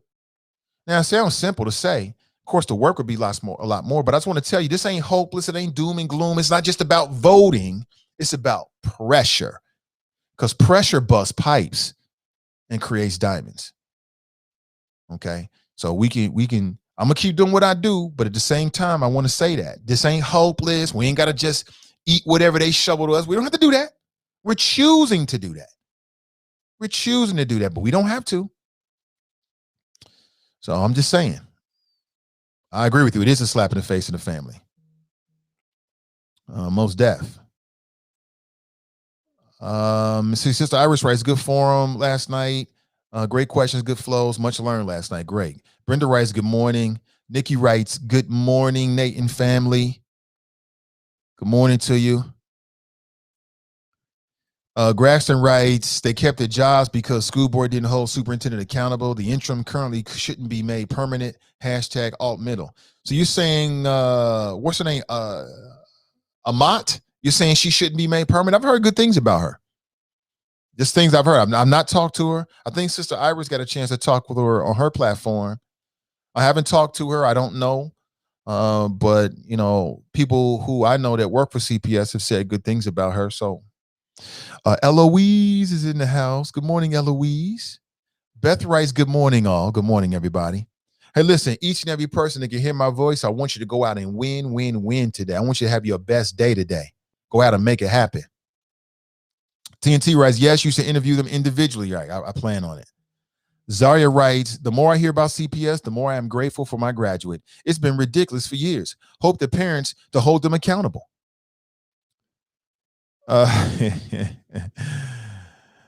Let me see. Zaria writes, yes, they are. Facebook is doing the most. Yeah, Facebook is doing the most. Anybody that's an admin of a Facebook group, you know what I'm talking about. You getting all kind. Every other time somebody posts something, it seems I get a message talking about how it was fact checked, and I appreciate that. I appreciate on some levels, but when you start to threaten admins that you're going to shut down their group because somebody else posted something that perhaps they don't even know the difference, I'm like, man, y'all should have did this shit. Y'all should have. Let me do my prayers. Lord, forgive me for my brash delivery. There it is. I'm good, but because sometimes it comes out. I'm just an adult man. You know what I'm saying? I am what I am. I'm very passionate. But they didn't do this with Trump. They should have did this with Trump when he was telling lies about birtherism. Facebook allowed Trump to lie about Obama for a year and a half during that campaign. Just lying about birtherism. It took for January 6th for them to sit Trump down. And now you want to go hard on just average, everyday people that just posting stuff that they may or may not know is factual or not. And they're threatening admins of groups with shutting down the group. Now, at the end of the day, you shut down the group, I start another one. But, you know, a lot of people put a lot of hard work and energy into starting these groups. They amass a big following, and they don't want to lose that. So I put it out earlier to the people in the friends page, specifically, but generally to anybody, just be careful about what you post. And if you go back and you see a little tag on there saying like, you know, we fact checks this and it's not true, then take it down for the sake of that group, because that admin is getting threatened. They getting, you know, Facebook is forcing up on them. Anthony writes, Nate, can you notify the individual jobbers just to give them a heads up? You know, it's a good question, and a good point, and I will do just that. I will. Marcia writes, I'm glad you are raising the importance of the school board, especially in our community. Traditionally, most people didn't know who was on the school board or what they do. Thank you. Absolutely. We have learned. Like I said, everybody run around talking about what's happening in the streets. We need to be focusing on what's happening in school. Because there's a direct connection between the two. Last night, I asked a question about the fact that CPS received a D in the overall academic performance prior to the pandemic, and the responses were quite interesting. Let me get to the question here. I still got my questions in front of me. I've learned to binge and purge after many years in radio. You binge and information, become damn near as much as an expert as you can, and you purge and get on to the next thing. So this fits me.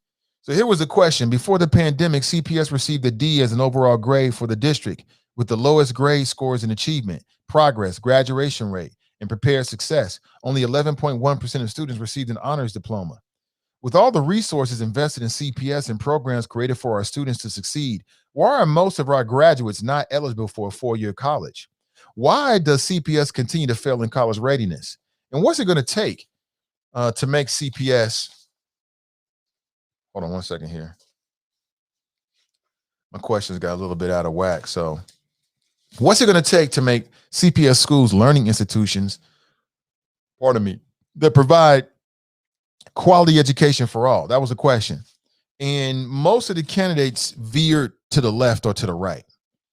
And it made me think about the question after I put it out there, and future questions, in a sense of a lot of them felt as if they need to do more in terms of vocation and teaching people trades and things like that, which I agree with, but that really wasn't the question. The question is, or was, why, with all the incredible resources, why is CPS still coming up short academically? And to my recollection, I don't think any of them really well, I can't say that. Some of them did, but a lot of them veered off and said, you know what, we're focusing too much on college preparedness. We should be focusing on vocational schools and things like that and trades. And that's great. I agree with it, but that ain't really the crux of the question. The question is, why is CPS still failing? That's the question. What's up? That's the question. I have to go back and watch. And I admit to you, I haven't watched it since last night. So I'm in the same boat that you are, trying to remember.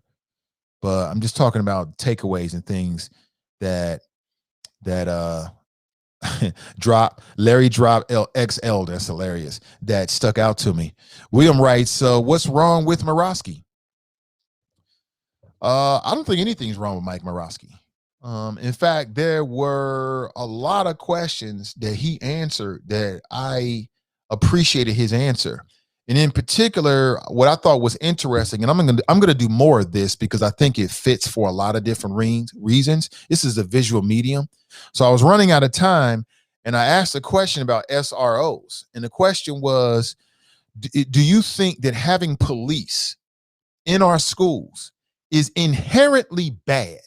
Because that's what the young folks at YAC, Youth Activist Coalition, and the ACLU, that's what their argument is.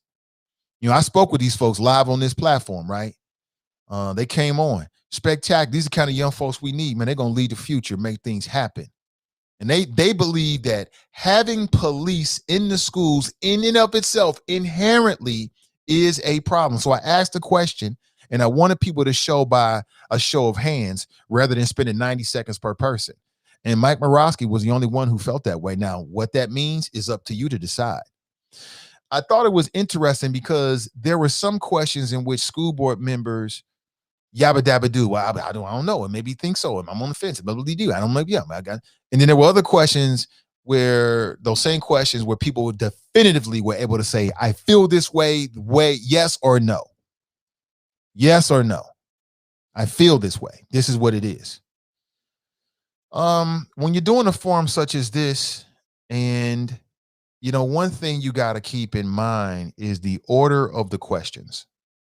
And so the incumbents are going to have more experience and knowledge because they've been doing a job. So not sure if you caught this. So in a lot of cases, unless it was a question that was for the incumbents, I wanted to go with the non-incumbents, because what happens is you get a herd mentality. It's kind of like somebody answer the question, and everybody else like, yeah, I agree with what such and such said. And I want to try to get away from that. I want people to give me their unsupported. I don't want their thoughts to be supported by what the person who answered the question right in front of them. So, you know, it's a dance. It really is. It's a question by question dance when you're doing something like this, and your mind is always spinning on who you should ask the question to first. Some of that is just you want everybody to get a chance to answer a question first. But some of that, in my opinion, is I'm doing it with intentionality because I know that some people have more experience than others. And I don't want to ask the people with experience questions first, because then the people with less experience are just going to follow what they said. You know what I'm saying? So just some other takeaways. So people that might be in a position doing something, I want to make you, if you ever moderate something like this, I want you to make sure you have all the tools you need. Let me see. Danita Rice drop still using tops.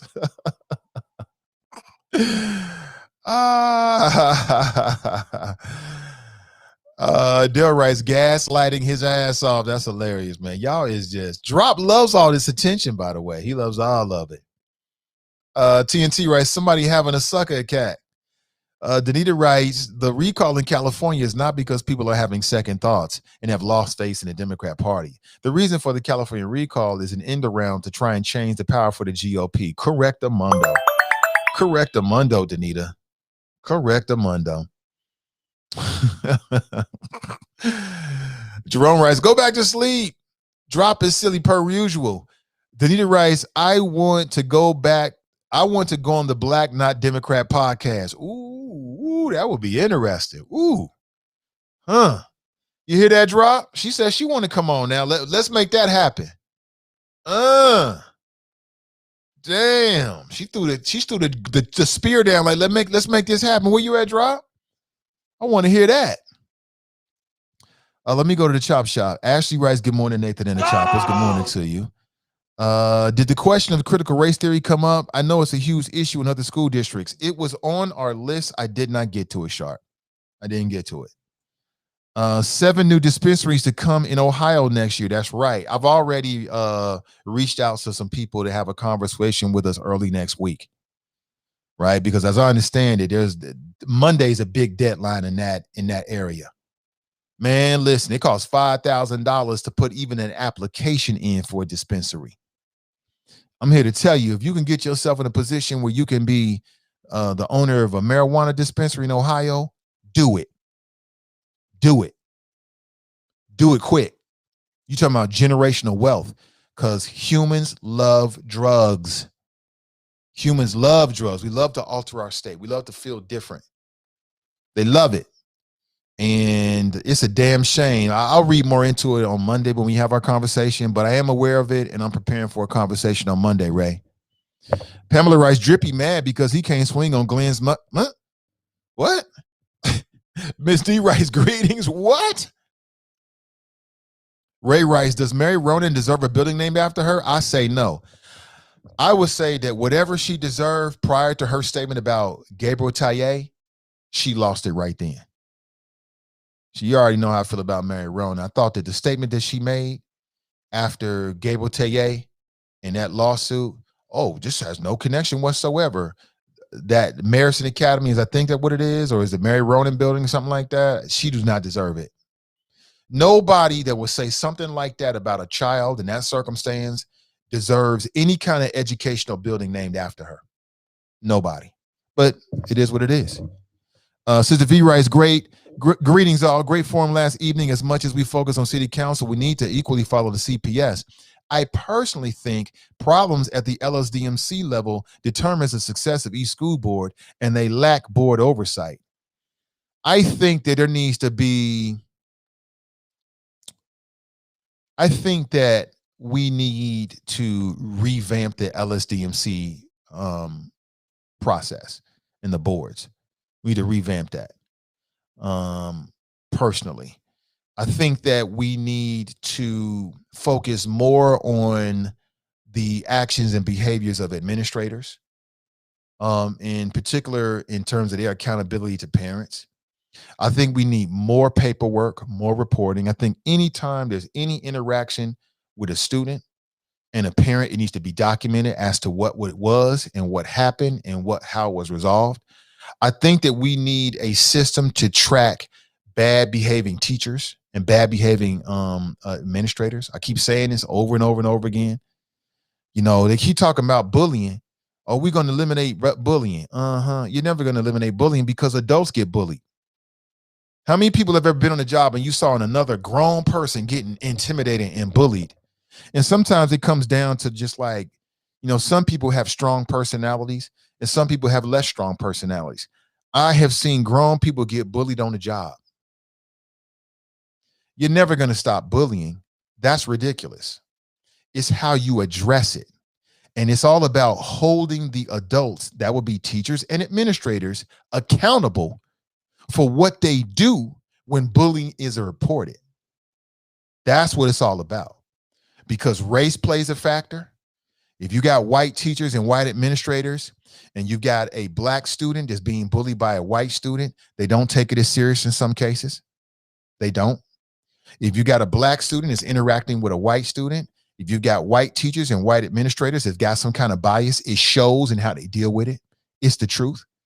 So I was disappointed on some levels across the board that these candidates and even the two incumbents are not speaking up more about that. You know what I'm saying? Restorative justice practices, okay, but what you gonna do about the teachers and administrators? That's the front line of reporting. Like, are these numbers is this data being collected? Like,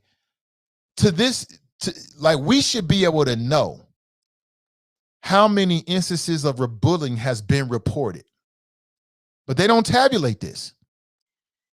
If a student goes to an administrator and says, something happened, that this is not recorded and tabulated, or at least to this point, it hasn't been. So there are teachers that bully students. There are teachers that bully students. Is this data being collected? It's not being collected. What happens is the parents will raise hell. They'll go down, they'll sit with the administrator. Depending on what the circumstances are, the administrator will say, you know what, we agree with you. They'll turn to the teacher and say, you know what, let's make sure this don't happen anymore. That I've been in this situation with my daughter. The teacher will walk out. The conversation with the administrator and the parent will continue to, and the administrator say, listen, I'm gonna keep my eye on this. And the parent will say, well, thank you. And you walk out the door and that's it. You don't know if they write this information down. You don't know if this is recorded. You have no idea. You have no idea. You know what I'm saying? So there's a lot more of reporting and recording of what is going on. That means more paperwork, but so what? You want to be on that job, so what? So what? It's just like with CPD. There's all kind of documents and data that they need to take down so we can properly follow what you're doing, how you're interacting with people, when you're interacting with citizens, what's happening. It should be the same way with the teachers and administrators. Now, my teacher and administrator friends, which I do have a lot of, they may not like that, but I don't care what they don't like. So what? But that's what we need to have more data so that we know what's happening. You know, which schools have the highest rate of Black students that are getting exclusionary discipline? Which schools? Which administrators are deciding this? We need to know who they are by name. We need to know, because until then, we have no idea what to do. And I don't want to hear, oh, it's more work, I'm already overworked. Well, then get a different profession then. You want to work with these kids, these Black students? We need to know what you're doing every single day. And so per a school, name a school. We have no idea how many instances of bullying are being reported by students. We have no idea. That's the problem. That's part of the problem. We need more data, more documents. We need more intel, more information. And then we can sit back and look at it and make decisions as to, oh, okay, this is happening. This is happening.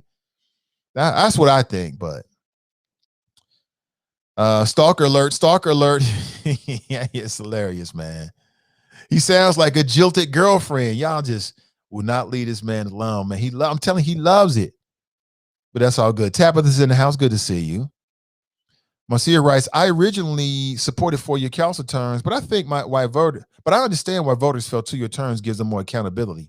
Ideally, 2-year terms work if we had ward precinct representation where citizens vote directly for the rep for their neighborhood. And I agree with that. Now, right. If we had ward precincts, I'm more in favor of 2-year terms because there's more accountability to one person. I'm more in favor of that.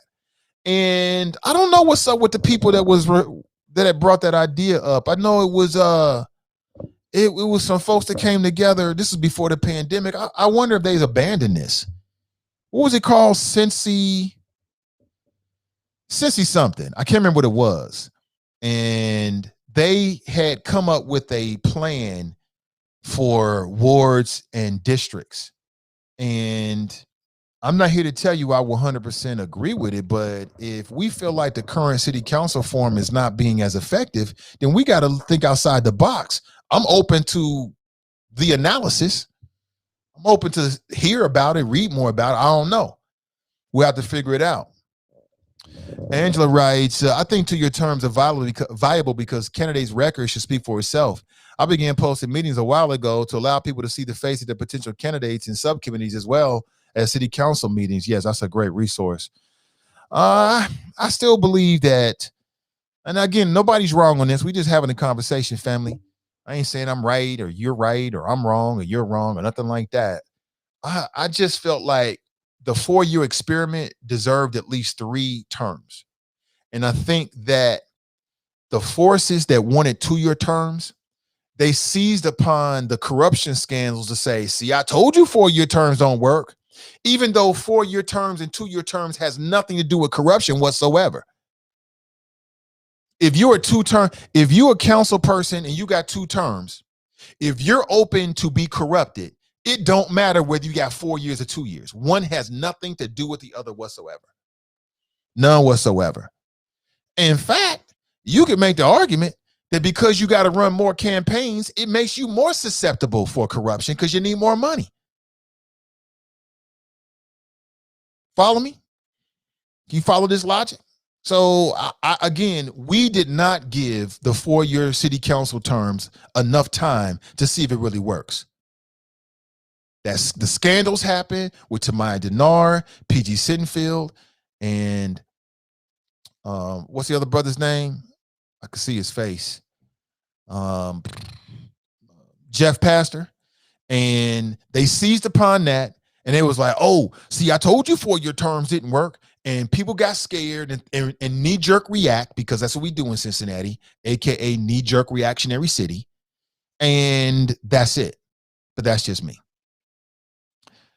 Letty writes, Nathan Ivey, I've had parents who said that they went to address a concern at PTO. They were given pushback from returning to any of the meetings, and they have told security not to let them back in the meetings. Yeah, they'll do that. I can see that happening. I went to a PTO meeting and on the low raised some hell. And I did exactly what I wanted to do. It led to parents forming a parent group. Now, the parent group got hijacked by the principal. I mean, these people are smart, intelligent people. They know what they got to do. But, a PTO, it's all about numbers. And then you got people that'll infiltrate the parent groups. So I've experienced that. So you get the parents together. The parents are outraged. We're going to do something. The school has a mole. And it's not like the principal or the administrators have to even say anything. There are people that'll be a mole for the school just because they want to do that. And they'll infiltrate the parent meeting and then report back to the administration on, so, hey, you need to know what's going on shit. And then it's almost like the royal court. They feel like that keeps them in favor with the administrators. That shit happens. Like I said, this ain't no game. This ain't no game. This is real. You know what I'm saying? There's a reason why we keep getting the same product out of CPS, why we keep hearing the same thing. And it's human beings. Humans worse than COVID. This shit is real. So I never had that. I did have a meeting in which the resource officer was asked to come into the meeting. And I felt like they brought him into the meeting. He didn't say a word.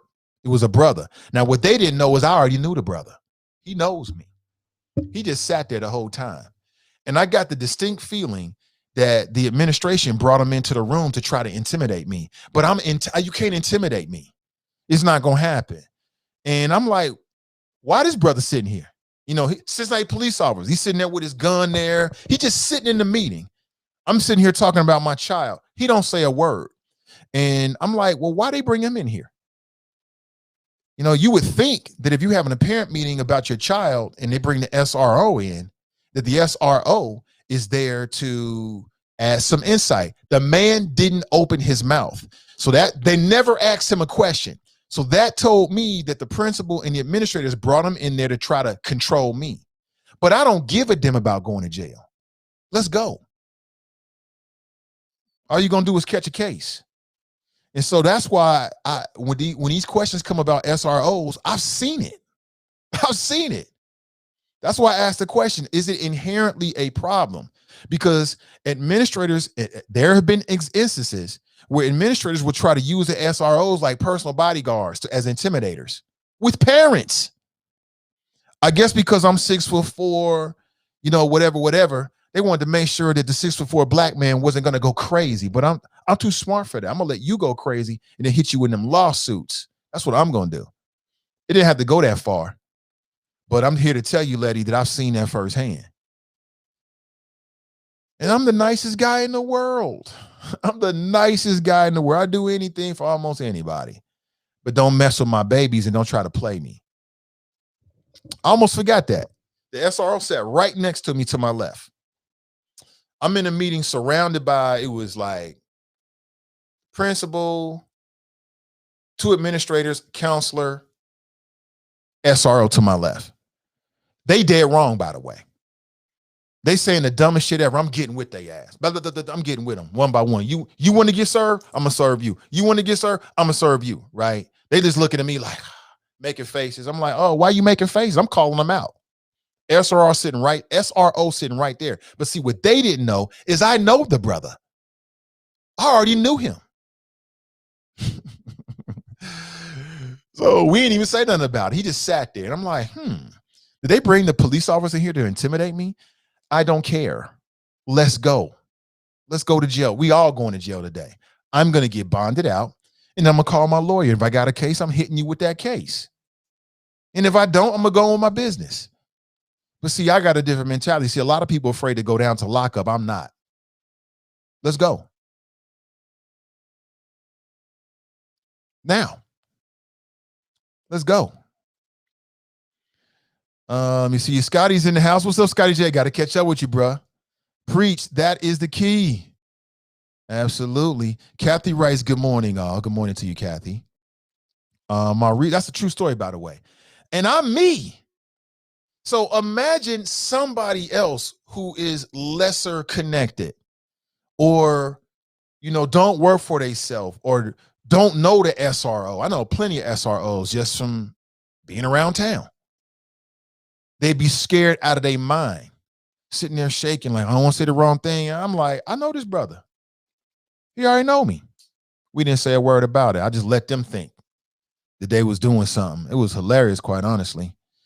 It was hilarious and infuriating at the same time. And they were wrong. That's the whole point about it. They were dead wrong. So SROs, police in schools, is a problem. It is. And the problem is not the SROs per se. It's the administrators. I keep saying this, but people don't want to hear it because it's the most difficult thing to deal with. And then I know how this city works. Everybody friends with everybody, and I know this person, and we go to lunch 2 times a week and all this other kind of shit that really don't matter to me. And that's how you get the same old in this city. I'm saying things that most people would never say. Let me see. Danita writes, as a person who works in schools, I have seen some concerns addressed in a manner that was not conducive to any public forum. Okay. Again, I'm not here to tell you that everybody and every administrator is bad. I know plenty of teachers that are doing God's work. I know plenty of administrators that's about that. They about the right thing. They take care of business, black and white. Black and white. I've had white administrators. When issues came up with my kids, they handled that business, handled it. So it's really an individual thing. But it don't really matter when you're the parent and you got an issue and you hitting a brick wall, right? To you, that's the only thing that matters. You don't care about the fact that somebody else at another school's doing the right thing. All you know is that you got a problem and you have nowhere to turn. That's the only thing you care about. Let me see here. Danita writes, I totally agree. It starts at home. Kids should be able to ride the bus to and from schools without acting a fool. Nat writes, Brinkman is DOA. Clarence writes, Brinkman is a deflector. We'll find out tonight. I've never spoken with the man, so we'll see. Brandy writes, I only watched the DJ. He's dope AF. Jenny's back. Good to see you. Cat J writes, no, the coach wasn't there when it happened. I signed. He is a great guy. He should still have his job as a coach. Well, that's the point I was trying to make. Just comparing Gabriel Taye, which I know is completely different scenarios, and you got a 4-year time frame and 2 different administrators. I know, but I was stretching it just to make a point. So I already know whether it was a great point or not, a good analogy or not. I don't know. I already read it. I'm already hip to it. Danita writes, I read that West High is having a meeting tomorrow with the team and their parents to discuss the future of the program. The meeting is only open to players and their parents. Is that right? If anybody knows anybody from West High, I would be interested in doing an interview with them. Parents and students, I'd be interested in doing that. So if anybody knows somebody from West High involved with that, I'd love to get you on the show just to talk about it. Again, I just want to know what's going on and to get a sense of how the parents and what really happened. And what did the coach do? We don't really know. Was he there? Was he not there? Was he aware of it and did nothing about it? I mean, there could be I could see some scenarios in which the coach would get fired if the coach didn't stand up, but I don't know. I really don't know. Good morning to you. Let me see. Nikki writes, Facebook allowed him to poison the minds of half this country. Yes, they did. They let Trump do all kind of things, and now they want to ban you because you use the N-word. They want to ban a group because somebody posts something in which every fact is not correct. You let this man go on Facebook and go on all kind of stuff, lying about birtherism. Oh, I want to see the birth certificate, knowing damn well it was a racist Southern strategy. Facebook didn't say a word about it. Then January 6th happens, and Democrats and Republicans start to light some fire underneath that digital earth. And now all of a sudden you want to overreact because somebody in Cincinnati posts something that you don't like. You want to ban them, put them in Facebook jail. It's ridiculous. It's ridiculous, but I'm still using the platform, so it must be something to it. Marcia writes, good morning. Good to see you. Tabitha writes, greed and money are running things. Nat writes, CPS is a huge bureaucracy. Yes, it is, made of people. Clarence writes, my opinion is the reason that CPS is failing is because 95% of our teachers are white women who carry some kind of prejudice with them, and they don't like our boys. Wow, that's heavy right there. I don't know if that's true. My daughter has had plenty of white teachers. We've had some issues. We've had teachers that was on point that were white. I will say that as a black family, when we get black teachers, we like that. We like that. It's rare to get a black male teacher. We like that. I've had issues with black male teachers as well. So I think it just comes down to the individual.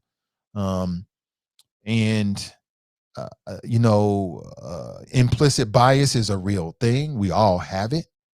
And, I hate to paint everybody with a broad brush because I used to work with CPS. I know plenty of white female teachers that were the kind of teachers that I would want my kids to be in their class. Plenty of them. Across the board, generally speaking, my experience with teachers working as a partner with CPS was I was just very impressed. I was very impressed at what they brought to the table and the willingness of teachers, white teachers as well, to go above board to try to meet their students where they were.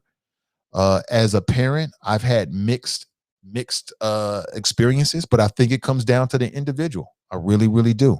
Like I said, I've had experience with black teachers, and I don't want my kids to ever be in their class again. And I've had experience with white teachers, and I would love for my kids to be in their class again. So it really matters. It really goes on an individual basis. It really does. That's up for CPS to weed out the good from the bad. So I don't want to paint with a broad brush. I think that there's a lot to do with the curriculum. I think that if we had more of a curriculum that was teaching our kids about who they are and where they come from and where they could be, that could have a big impact on it. But said they don't like our boys. Again, we'll see. I got a son right now. It's in the first grade, so we're just starting it. We went through this process and near the end with our daughter, young black girl, and it's been interesting. So I'm gonna get a chance to see what it's like to have a black boy in CPS. I don't know yet. For me personally, all my time wasn't spent in CPS. I spent some time out of Green Hills. Me and Green Hills fell out immediately. I wasn't going to be successful there. I rebelled, and I didn't like anybody. I didn't like none of the teachers. A lot of teachers I thought was racist that allowed things to happen, and so I left there real early. I can't remember elementary school. It's just so far away. So I don't know, Clarence. I mean, that's your opinion. You're welcome to it. I'm not telling you you're wrong. For me, I think it's an individual basis. Jay writes, if CPS teaching the test and teach the standards, they will be better. They only worried about that money that they can get. Okay. They only worried about that money they can get for them tests. It's crazy. I'm an Army recruiter and get kids who can't pass the test to get in the military, and it's an easy test.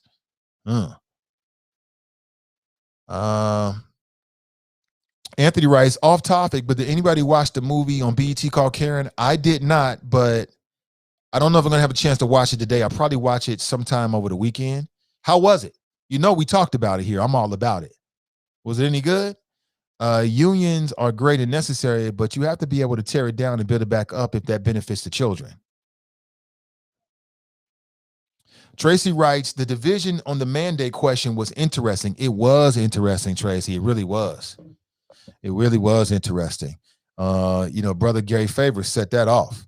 And when I saw that, I had to keep digging deeper because he's like, yeah, I'm not for a mandate. I'm like, oh, really? He said across the board, under any circumstance, he's not for a mandate. And I'm like, word?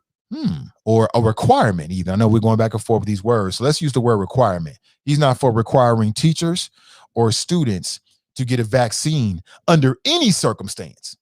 So I asked the brother, I'm like, let's say we see the infection rates quadruple.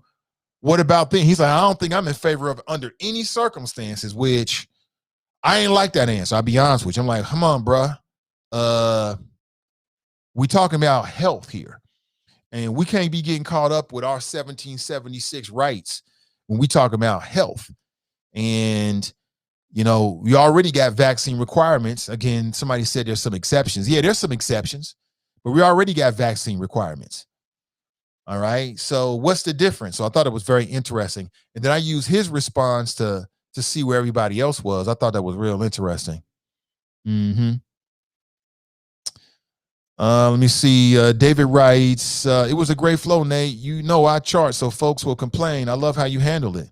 Yeah, you can't please everybody. So I just try to make sure that we get as much information as possible. I ain't trying to make nobody look bad. I don't have any favorites. I don't care if you black or white, female, Democrat, Republican, independent. I'm going to treat you the same. It makes no difference. I'm going to try to get to the bottom of it. Nate, what do you think about the ballot initiative that will be coming up regulating marijuana like alcohol and tobacco in Ohio? Regulating marijuana like tobacco in Ohio. I don't think I'm aware of that ballot initiative, William, quite honestly. You hitting me to the game right now, brother. Can you post a link or send me a direct message? I'll check that out. Hold on, let me look this up.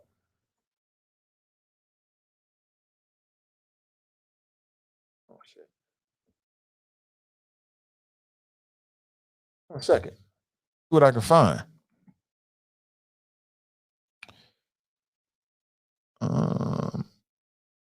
You said to regulate. Do you mean to legalize? I am aware of that, but I thought you said regular up to. So maybe it's the same thing. You talking about to legalize, William? I am aware of that, but for whatever reason, when I read it differently. Okay, I am aware of it, and I am in 100% support of legalizing marijuana for recreational use. We should have did this 15 years ago. My only issue, and I'm going to talk about this on Monday. My only issue is how much of that pie are black people going to get? How much of that pie are non-white people going to get? It's called the Coalition to Regulate Marijuana Like Alcohol. And yeah, I am aware of that. I am aware of it. And I would sign that. I have to read it, of course, but from where I sit right now, I would sign it. But then, William, the question becomes, and people at the state level are already having this conversation. We're going to have this conversation on Monday. Make sure you check out the Nathan Ivey Show on Monday. Is because the courts have said that you can't have minority set-asides in it. But there are other ways around that to make sure that non-white people get a significant piece of the pie. So to me, it's real clear. Marijuana was used as a tool for destruction for our communities using the legal system. Now that it's legal, it should be used for a tool to build black wealth building, in my opinion. And there are people that feel the same way in the state legislature, but they're outnumbered. And we'll have to wait and see. So we'll talk more about this next week, as I said, on Monday. But my concern is, I think we all agree that marijuana should be legalized. The only question is, who's going to make money? Who's going to get paid off of it? Is it going to be the same old people? Or are we going to build up Black Wall Street, some new money, black millionaires, some melanated folks? That's what I want to see. Now, I'm not in a place, nor do I have a real, well, I won't say I won't have an interest, but I'm not in a place to invest in this point, sad to say. If you are, it's not too late. You can get the application in. It's $5,000 for the application for a dispensary. If you got that money, if you can come together with some people to make that happen, I would 100% encourage you to do that. That'd be a smart thing to do. We'll see. Let me see. Danita writes, I think Parent and staff meetings should be recorded. If it's on video, exactly what happened and what was said can't be disputed. Well, I record it. When I go into a parent staff meeting, I record it. I got a recorder over there. I take the recorder, I put it right on the desk. What I can tell you is that when you do that, be ready, because some people are cool. It don't make no difference. And some people will have a reaction to it. I'm prepared for either way. It makes no difference. And I believe in being upfront with people, because I could take a recorder and put it in my pocket in Ohio. In Ohio, if you're a part of a two-way conversation, you can record it. You don't have to tell the other person, as long as somebody in the conversation knows about it. But I record them. I've had conversations with the principal, assistant principals, and teachers, and I take the recorder and I put it right there. And I do that for two reasons. Number one, I want to make sure that I accurately can remember everything that happened. And number two, I don't want these mofos to walk out the room and say something happened or that didn't really happen. And it works like a charm. But I'm going to tell you, some people are going to get in their feelings about it, and just be prepared for it. I don't care. I don't care about what nobody thinks about me. I don't care about being friends. I'm always going to do the right thing. I'm always going to be super cordial. I'm going to be super professional with everybody. But when I'm dealing with my children, I don't care what you think about me. If you're doing something wrong, I could care less. But I agree with you. The meeting should be recorded. Now, it does get a little sensitive, because you could have a meeting with a teacher or administrator that involves somebody else's child. And typically they do a good job of not really focusing on other people and really focusing on the child in there. But I agree with you. I think that all of those meetings should be recorded. And I think that parents, I've said this before, if you're going into a meeting, you should never go alone. Always take somebody with you. And if you can't take somebody with you, hold on a second. I'll show you a little recorder that I use. Y'all think I'm joking. I'm that one. For real. I plays no games. Hold on one second.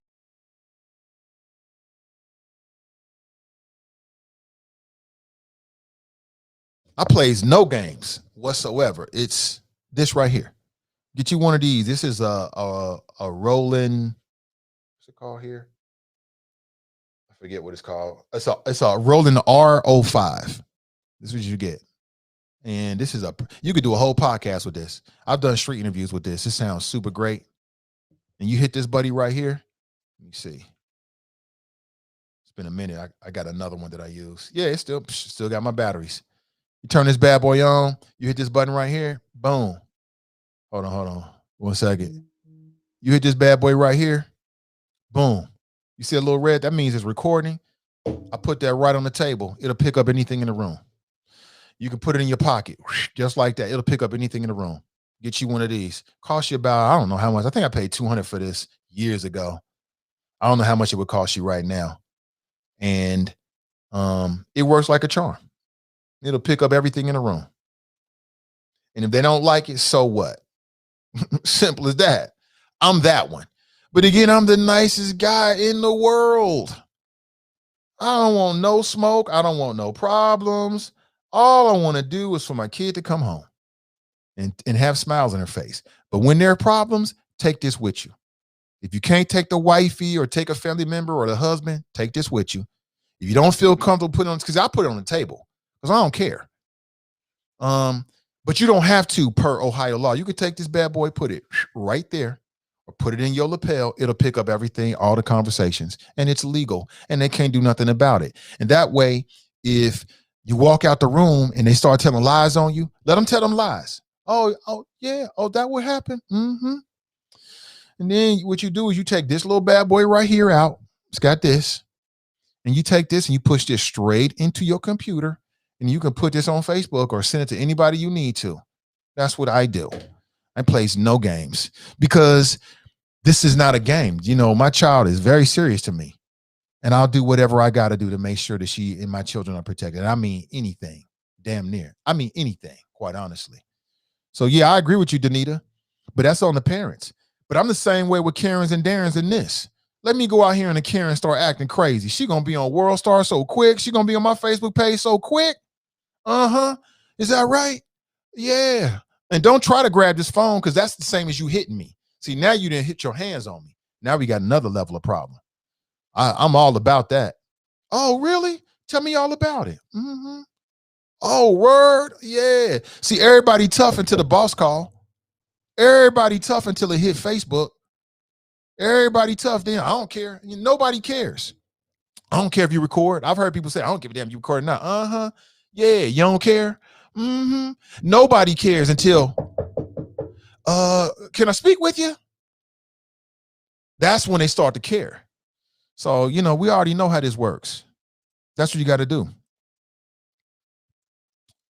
Tabitha writes, I feel like I got bullied by CPS in charter schools in Cincinnati. It can't happen. Like I said, I've talked to white parents who felt like they got bullied. So it ain't just a black thing. It's a people thing. And I don't know if people are overworked. I'm sympathetic. That's the other thing about it. I'm super sympathetic to educators because I was in that space. Super sympathetic. All you got to do is just tell me what's going on as a human and tell me. But when you start that F-ish, I need energy. Tabitha writes, I need a good lawyer. You might. Hey, what's up, Brian? Brian's in the house. He's on YouTube. Good to see you, man. Good to see you. Tabitha writes, we need to create a report card for teachers and admins. A local one. Okay, a local report card. Mm-hmm. Y'all think that would be useful? I think it'd be useful. I know they got rated teacher and things like that, but those are more like on the national level. It needs to be local, like just for Cincinnati Public Schools. I think that'd be a good idea. Why not? William Rice Brinkman is tied to Coast. He's one of the founders, right? Or Cost, as I call them. That connection alone is problematic. Coast doesn't have the influence that they used to. It is problematic. We'll see. Again, I've never got a chance to really speak with Tom Brinkman. I don't really know. We'll find out tonight. I'm gonna treat him the same way I treat everybody else. You know what I'm saying? I mean, I'm gonna ask the questions, and if there needs to be clarity, I'm gonna look for clarity. If he gets some dumb shit, gets on some dumb ish, I'm gonna meet the energy. I mean, I'm not gonna approach him any different than anybody else, but I am aware of his background and things like that. Brandy writes, Karen, it was pretty good, but I'll definitely piss you off if you watch it. Really? Tracy writes, I watched it. It was crazy. Is that right? I can't wait to watch it. George Washington mandated troops to be inoculated with smallpox during the Revolutionary War. Vaccine requirements are not new. They're right about that. It's not new. Vicky writes, Karen was really good. She and her brother was so racist. OMG. I don't understand it, man. I'm a live and let live person. If I'm living in a cul-de-sac and I'm living my best life and some new neighbors come in, I don't care what their ethnicity is, white, black, Asian, Native American, they might be immigrants. I don't care. As long as they good people, they not over here messing with me in my yard, I don't care. I'd be happy for them. Like, look at them living their best life. That's great. But some people, man, they get caught up with the other. To me, it's a waste of time. Tabitha writes, oh yeah, great job, Nate, on being a moderator. Great flow. Thank you very much. David writes, that's not until 2022 for marijuana legislation on the ballot. Thank you for the correction. Nakia writes, I'll be very interested in hearing the different views on that because I do not treat with medical marijuana, and it's like a medicine, honestly. Angela writes, Ohio is a one-party consent. Yeah, in Ohio, you can take a little record. Again, this is if you're looking for a little small recorder, it's got some punch to it. Again, it's got a little weight to it. Or you ever want to do like street interviews, get you one of these. It's the Roland R-05. They might even, I bought this 4 years ago. It's $200. They probably got like a new one, but this one still works for me. You can see I've used it a lot because the words have been rubbed off like old school cassette tapes because I've been pressing the button so much. And I do this for a lot of stuff, interviews, meetings, notes. I'm just kind of like I carry this with me a lot of times. Not because I'm trying to record somebody else, because I'm a creative. And when you have a good idea, you just put it into the recorder. ABC 1, 2, 3, boom. And then I got it. And then at some point I can sit down and review it. So if you're a creative person and you want to write, you want to keep your ideas, get yourself one of these, carry it with you. It's got a little bit of weight to it, but it's not that heavy. Literally, I've put this in my coat pocket and forget I get it. You know what I'm saying? And for street recordings, it is great. It is great. And of course, I got another one around here that I can show you. Not sure what I did with it. Oh, here it is. I got another one around here, a Zoom H6. Now, this is more for like more heavy duty podcasting. If I'm probably do some heavy duty podcasting, I use something like this for my people, my creatives out there that might be in that space. Again, I'm an open book, man. If you're trying to get your podcast off the ground at this point, just hit me up. Matter of fact, I got a meeting set up later in the week with a couple of people. I'll help you get you off the world just out of love. Just out the love, off the strength of just love.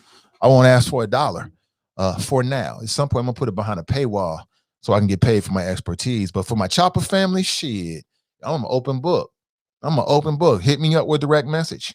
I get messages all the time. I'll try my best. Nay, how do you do this? What do you do with this? Lights. What's your mic? Sure. Absolutely. Absolutely. I'll share with you with anything. You want to do a stream like this? Speaking of which, I use something called Restream. That's what allows me to do all of this. If you're looking to do a live stream, hit me up with direct message and I'll send you a link where you can get some money off. Yeah, you get a little discount on it. I'll get a little something too, but you'll get a discount off of it as well. If you want to do a live stream, you want it to look like this with the overlays. I mean, there's a lot of different programs. This is the one I'm using right now. I'm already looking at another one that may give me even more capabilities I've been working with. I may start using that, but I like this for now. But again, I'm an open book to my peoples, especially to the choppers. Any choppers, open door. To my Patreon family, listen, all you got to do is send me a message. I got you. Nate, what do you use? What do you do? How do you do this? What kind of camera? Let me know. I got you. 100%. Let me see here. Somebody writes, I use the app on my phone. Yeah, the only thing about a phone is a recorder. That works great too now. I'm not saying that you got a natural recorder with you, is that it's not made for recording. This is made for recording. And so you're going to get a better quality sound. You're going to get a better quality sound. And there's 2 mics on either side here. And you can even play it back. And it's even got one of these on here. So if you want to put it on a stand, you can put it on a stand, and you can use this stuff for all kind of stuff, man. I use it all the time, actually. That's why it looks so worn, because it is. And I've dropped it a couple times. Look at this dent right here. I'm not sure what happened. Zoom in, zoom out. I'm not sure if you can see that, but it works pretty good. Works on batteries, 2 AA batteries, but you can also plug it up with an AC cord as well. Save you some money on batteries. So, I mean, I share this with the people, man, because I'm an open book. I want you to, whatever you're doing, I want you to be excellent at it. I want you to win. All right. One more word from our sponsor before we roll. Again, today's show is brought to you by my good friends over at renewcommunitychurch.org. We'll be right back. The words for today are to grow a better business. It takes 60 seconds for the universe, through the invisible law of attraction, to be fully activated in your life. God's invisible law of attraction is available to you today because you are just 60 seconds away from growing a better business. Take the next 60 seconds and grow a better business by telling a business story for 60 seconds 3 times a day for 21 days. Why 21 days? Because that's how long it will take to change your life. Now say this better business story out loud 3 times a day. It is my divine and human right as an entrepreneur to grow and prosper my business so that I can bless others. My business is growing, expanding, increasing in revenue and profits today. For a free ebook, visit renewcommunitychurch.org.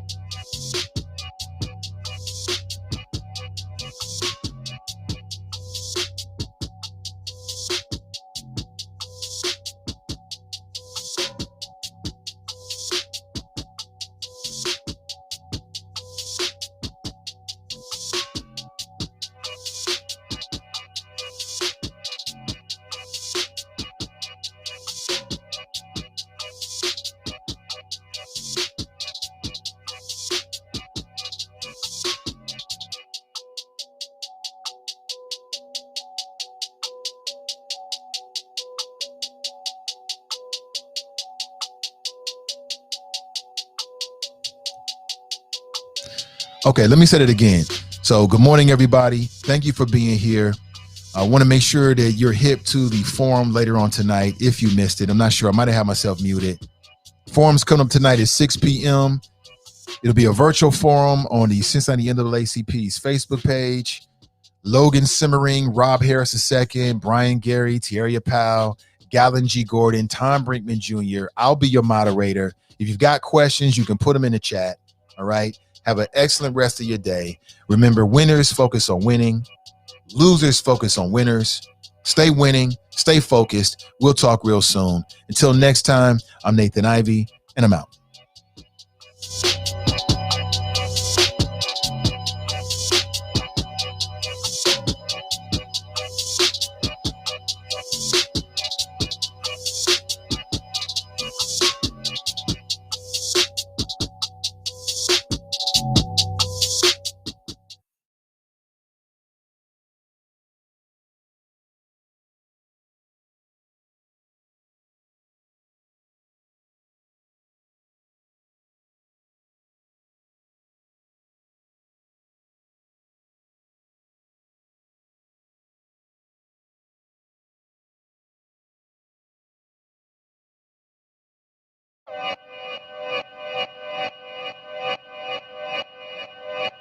Yeah, talking to my mirror like I love you so much.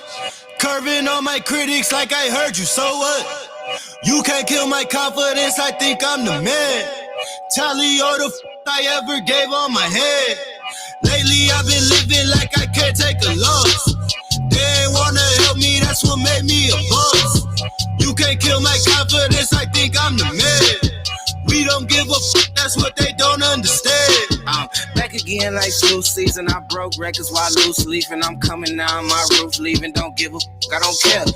Did the for my lonesome. No wonder now I'm on one. No shortcuts on that long run. All I really want is my share. Get on my God, I told him it's nothing. In the discussion, for the feelings I throw on my pain on percussion. The disgusting. I hear them bragging about that they did, and it do not move me, not in the least. They ain't been dropping no seeds in the soil, but swear that you on my spot at the feast. I've been on go mode, show mode, showboat, rowboat, wave ride, cool shorty, too naughty, pool.